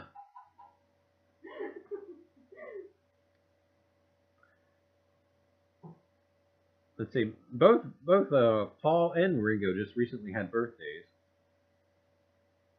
I think Ringo is the older of the 2. I don't remember how old Ringo is now. Is he 78 or 79? And recently I had friends who live in, I believe they live in Georgia, believe it or not, and they just recently saw the Rolling Stones. And of course, they took pictures of the concert, and I guess they were up close to the stage taking pictures and whatnot. And wow, they don't look long for this world. Of course, Keith Richards, he hasn't looked long for this world probably for the past couple of decades, but he's still hanging in there. Alexa says Ringo is 79. Honey, Yes.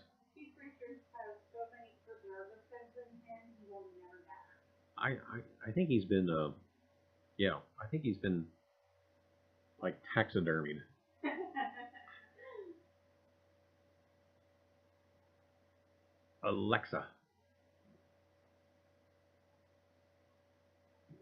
Alexa has taken over. Pickling, says Ken. Yeah. I'm out of town at my sister's and I have, or she gave, very poor connection. Stop giving connections, Amy. Hi, Amy.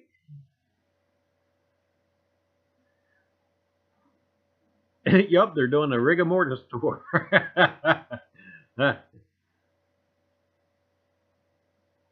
You know what's scary? The Reisers are actually car shopping.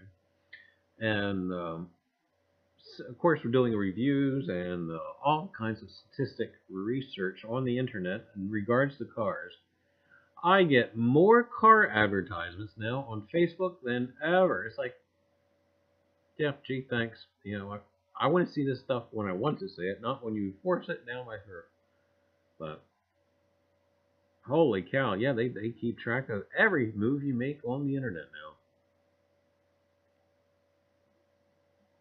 Who still has a black and white TV besides Mike? Wow, that's nostalgic. I like it. What's a black and white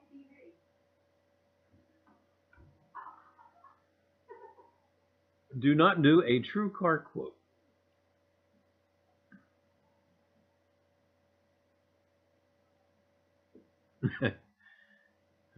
You know, I keep thinking that I want to see Paul McCartney once before he dies in concert, but I don't know. I just don't think it'd be the same. I did watch his Grand Central Station concert they have on YouTube. They had the whole concert, and I was kind of disappointed. I don't know. It's just not the. It's not the McCartney that you have ingrained in your head. Of course, Paul's getting older. I mean, there's no helping it. And he messed up and had to do a redo of Blackbird, which I'm not criticizing by all no means. I think it's phenomenal at his age. He can still do what he does.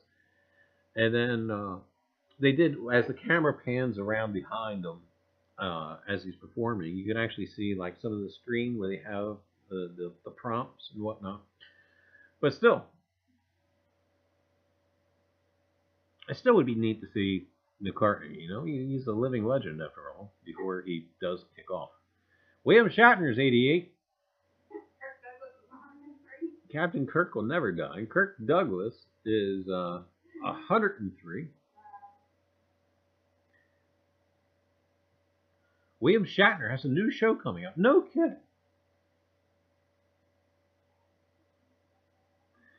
Unfortunately, I gotta go to work. Good night, all. All right, Mrs. AWR, have a good night. We'll catch you around on the tube. Betty White is older than sliced bread. She's still hanging on there, though. Recently, I was reading where she was doing a poker charity event on her birthday. I thought that was kind of neat.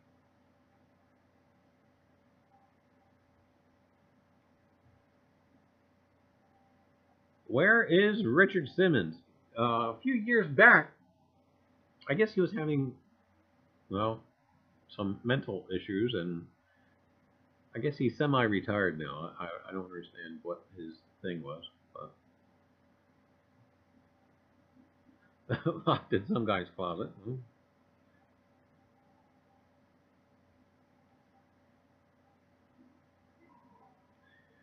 Who was the other actress I was recently reading from Gone with the Wind? Olivia de Havilland? She's like 103 too. Charity Poker, my invitation must have got lost in the mail. I tell you, get a hold of Betty. She didn't, yeah.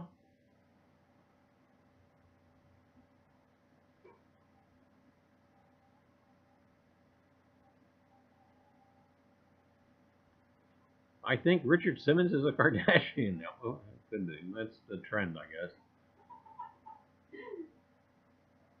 All right, Mike, have a great night. We'll catch you around on the tube. We are all still youngsters here. Olivia is still going at 103. I think there was a picture of her recently on Facebook with her riding a bicycle. More power to her. You know, she can ride a bicycle at 103. Have at it. I don't feel safe at this age riding a bicycle. I tried to get on a bike. Forget it. I can't even do a stationary bike. Wikipedia says Richard Simmons is being held hostage by his housekeeper. Wait, shouldn't be the other way around. And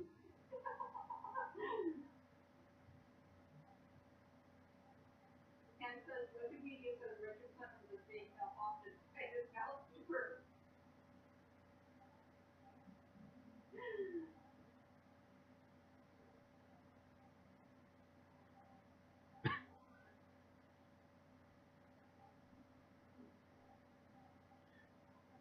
Oh, I tell you.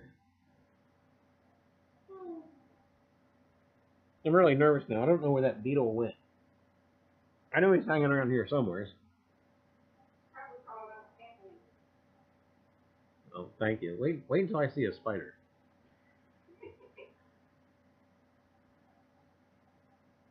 Me too, Ken. uh, And I'm wondering who's going to drop a house on me.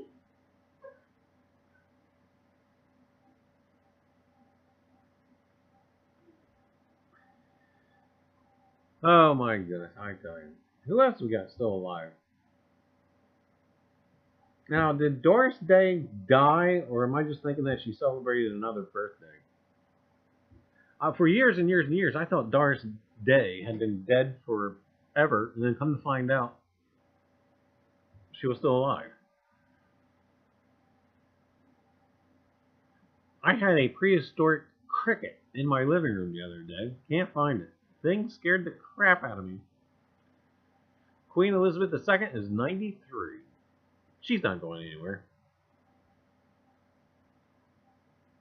Nope, Doris' days are done.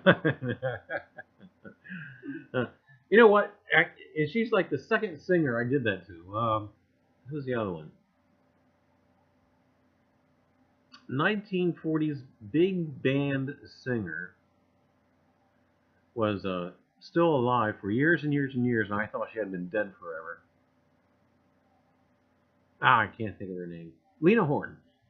Here I thought Lena Horne had been dead like since the 1960s, and then like within the past decade or so, I read that she died, and I was like, oh goodness, I thought she was dead years ago.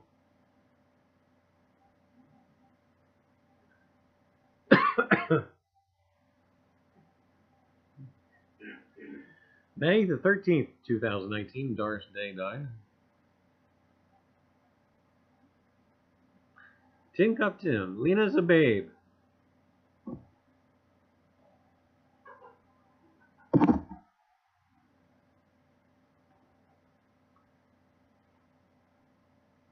I tell you, I used to annoy my parents as a kid.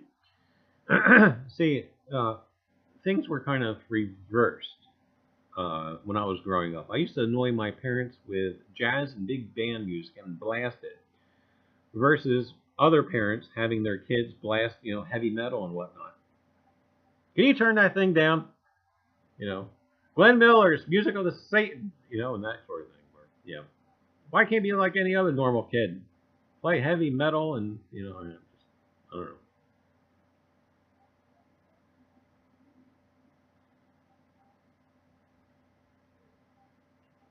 Cave crickets make the best fish bait. There you go.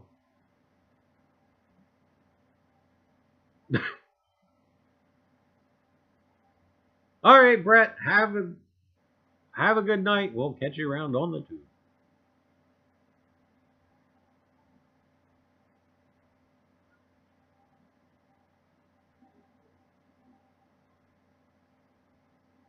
Roger Miller. Oh, there's no. I tell you, King of the Road. Roger Miller. Although King of the Road, I think my favorite version of that song is by Dean Martin.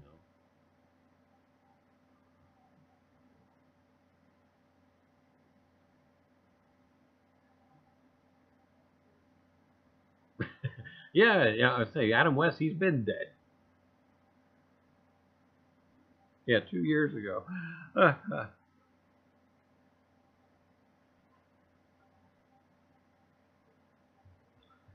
Tim says we had a lot of music growing up in our household. That's why my bed was in the bunkhouse.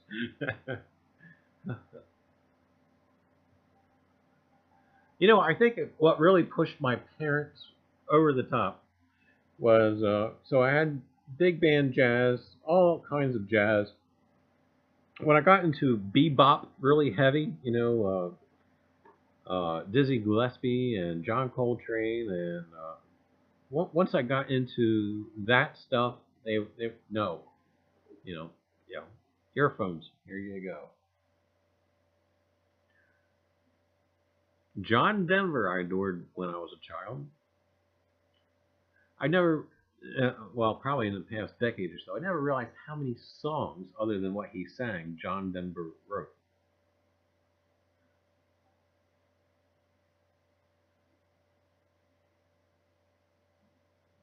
Drum says Bop was awesome. Oh, there you go. We got from the Gene Krupa of music right there from Drum.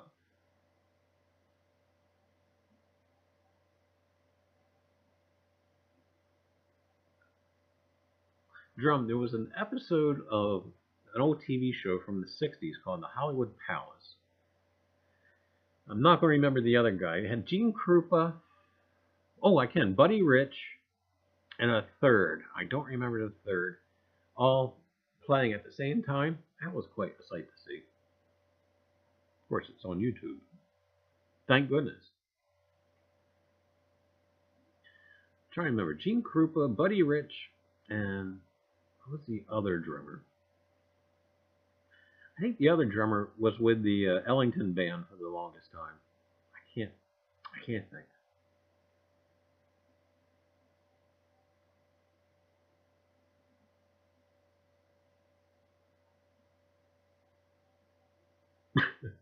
Jennifer wants to know why you don't want to hug her. Sean Hennessy. Larry something. Mike Badger says, Sandy, I have the creepy doll of all dolls picture. Chucky Centipede doll.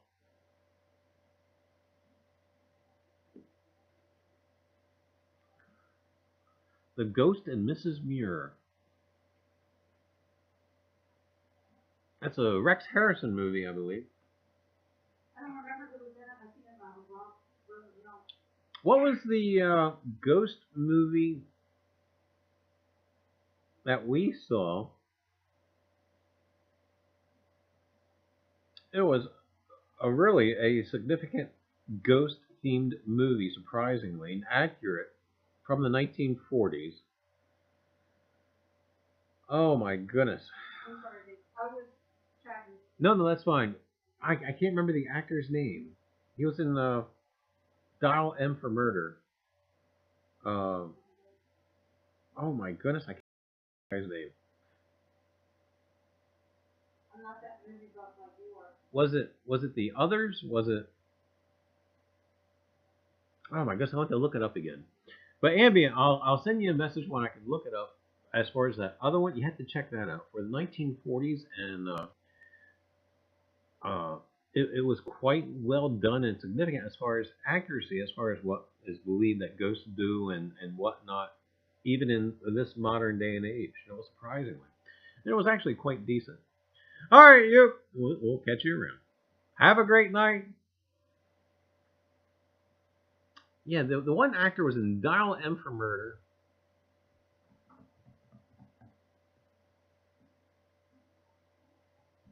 He played opposite of Grace Kelly.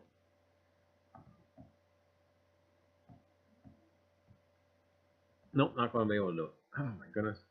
I honestly had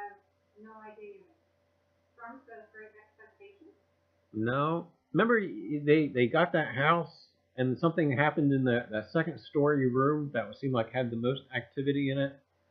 It was black and white. No, not David Niven. It was close though. He had that kind of same thing.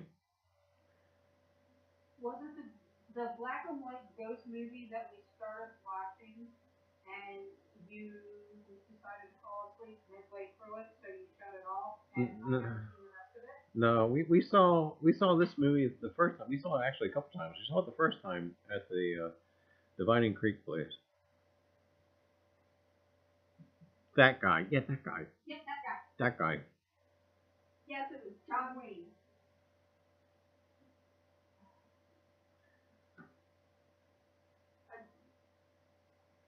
I honestly can't remember it. Oh my goodness, I'm gonna have a stroke trying to think of this guy's name.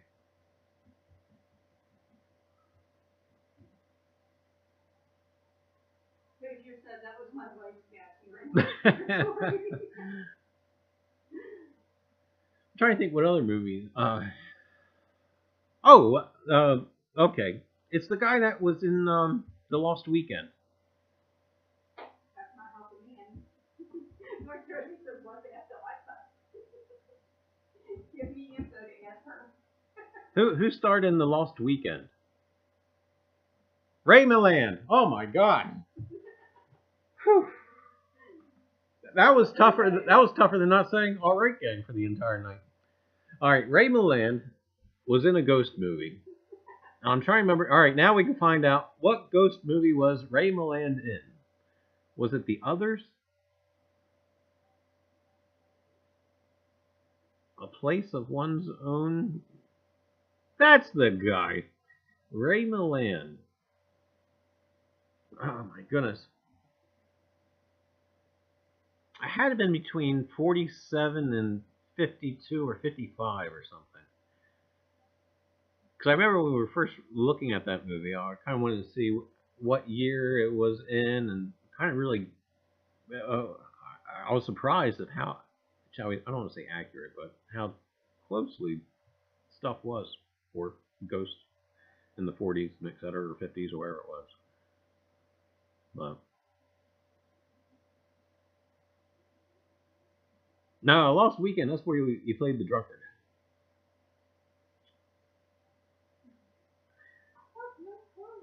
Was it The Others? That keeps coming to mind, but I don't remember. Or not them. Them is a horror movie, but Ministry of Fear. No, that's not it. See, I'm using all my devices. I got the computer going. I got my phone for the chat, so I'm The Uninvited. There you go. Oh dear God. Oh, huh? I do remember watching that now. See, there you go. You can't tell me Huh. you gotta tell me things that happen. Yes, that's it. The Uninvited. Oh, ambient. That's, yeah. Please take a look at that one. Okay. See, we can actually get to sleep tonight. And, oh yeah. Now Sandy does remember seeing this. IMBC for the win. Okay.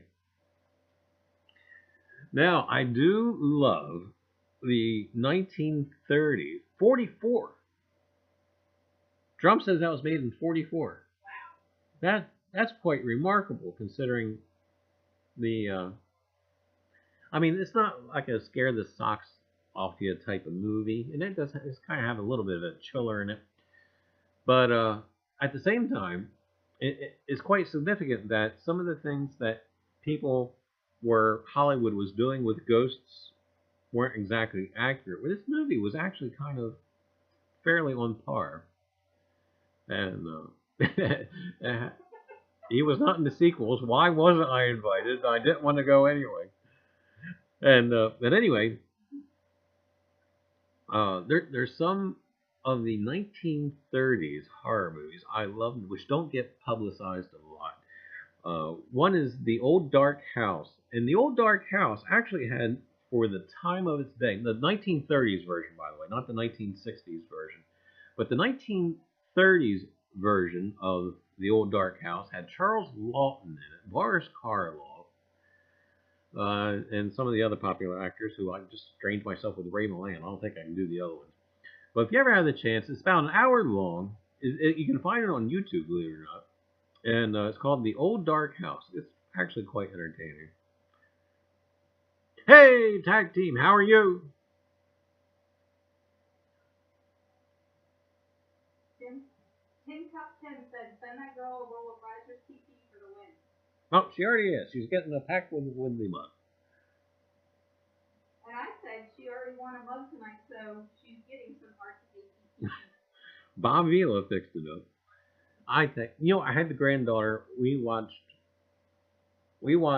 the original Frankensteins, and you know what I got? Pop, it's a black and white movie. And of course, every now and again she'll go, is this movie in color? But you know what? After she saw Frankenstein and The Bride of Frankenstein, she actually wanted to see both of them again after that. Young Frankenstein, what knockers?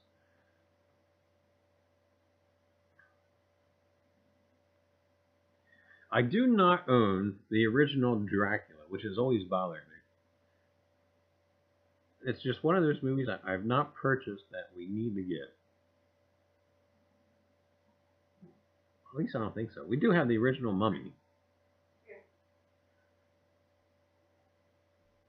Oh, that's something I guess we'll have to keep an eye out for. What was the original?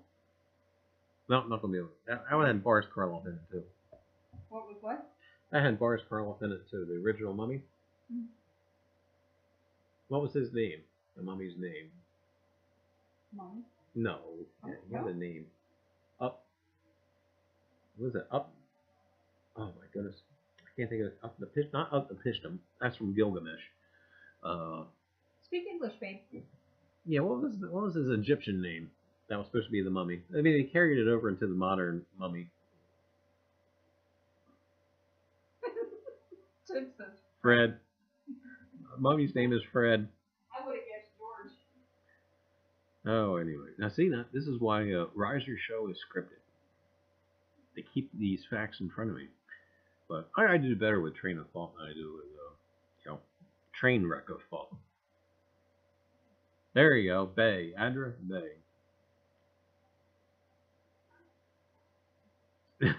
That guy.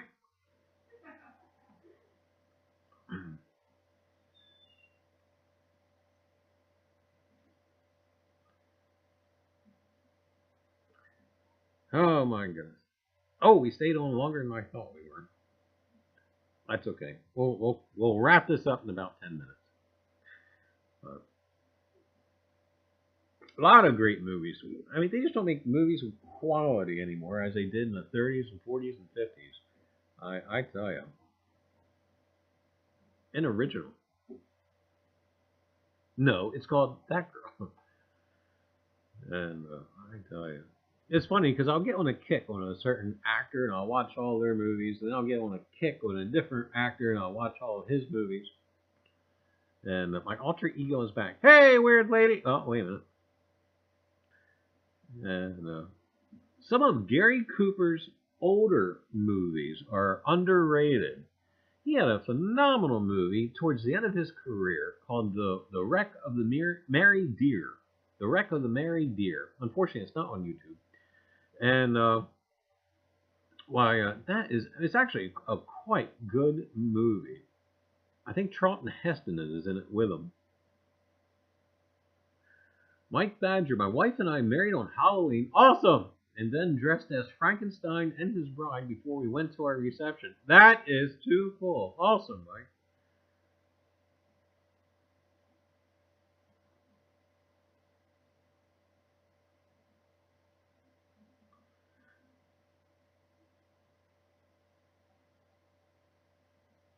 Finally got Gone with the Wind, full length.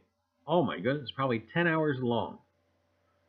The American Woodrock's Dick Van Dyke Show. That was an awesome show. Kept falling over that ottoman. Huh? The Fly. No, I haven't seen that for you. The original. I haven't seen that one in years. I'm also a big Hitchcock fan, and probably favorite Hitchcock movie is a toss-up between Rear Window and North by Northwest.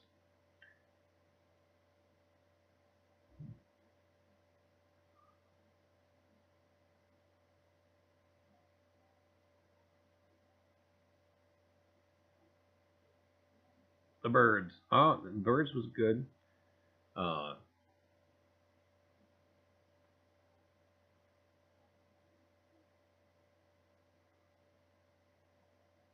not until I got older did I really take Psycho, the movie Psycho, I don't want to say seriously, but without understand as a younger guy, not understanding the mental complexities of the antagonist, did I really understand the whole Psycho thing.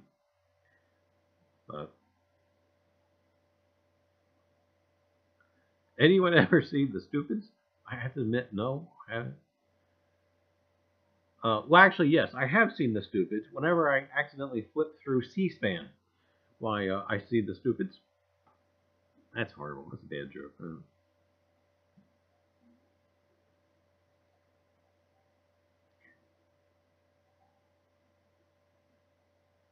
Now, see, York's left. But let me tell you what, there were some brilliant British movies that came out during and just after wartime. The original Hunchback, the silent one, or the first sound one? That had the sound one, I believe, had Charles Lawton in it, I think. Now, the silent one had the Wolfman's father. Oh, I know his relation. I can't think of his name, though.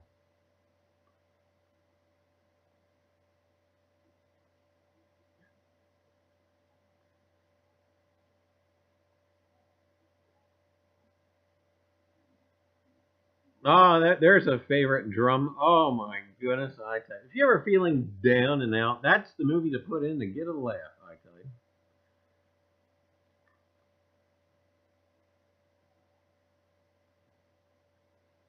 It's buried under a big W.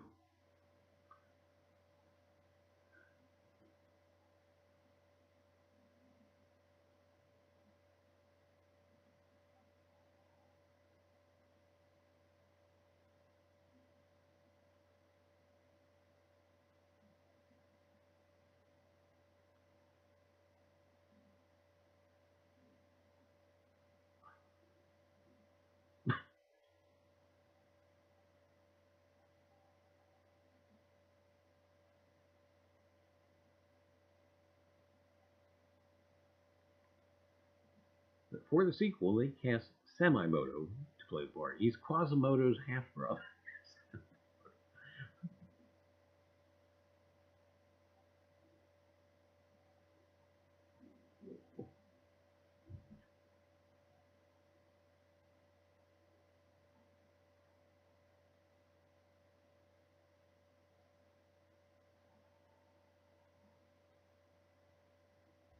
Now, speaking of, now, with Cary Grant, I think the best movie,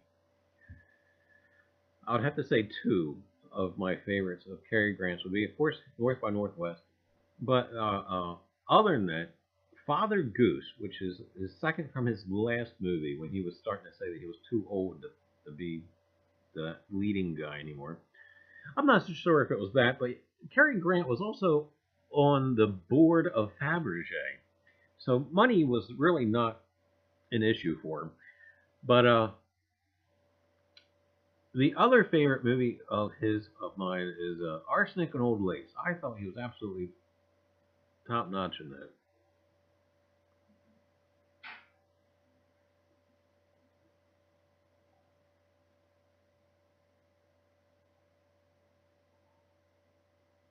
Did you see the original Elephant Man? Yes, but it's been some time ago. It had Anthony Hopkins in it, I believe.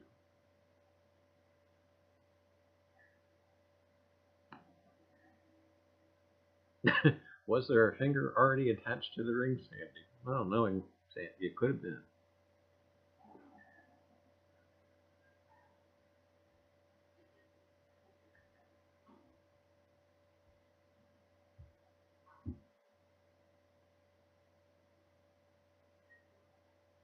Well, anyway, gang, it's going on 9:15. Actually, it's past 9:15.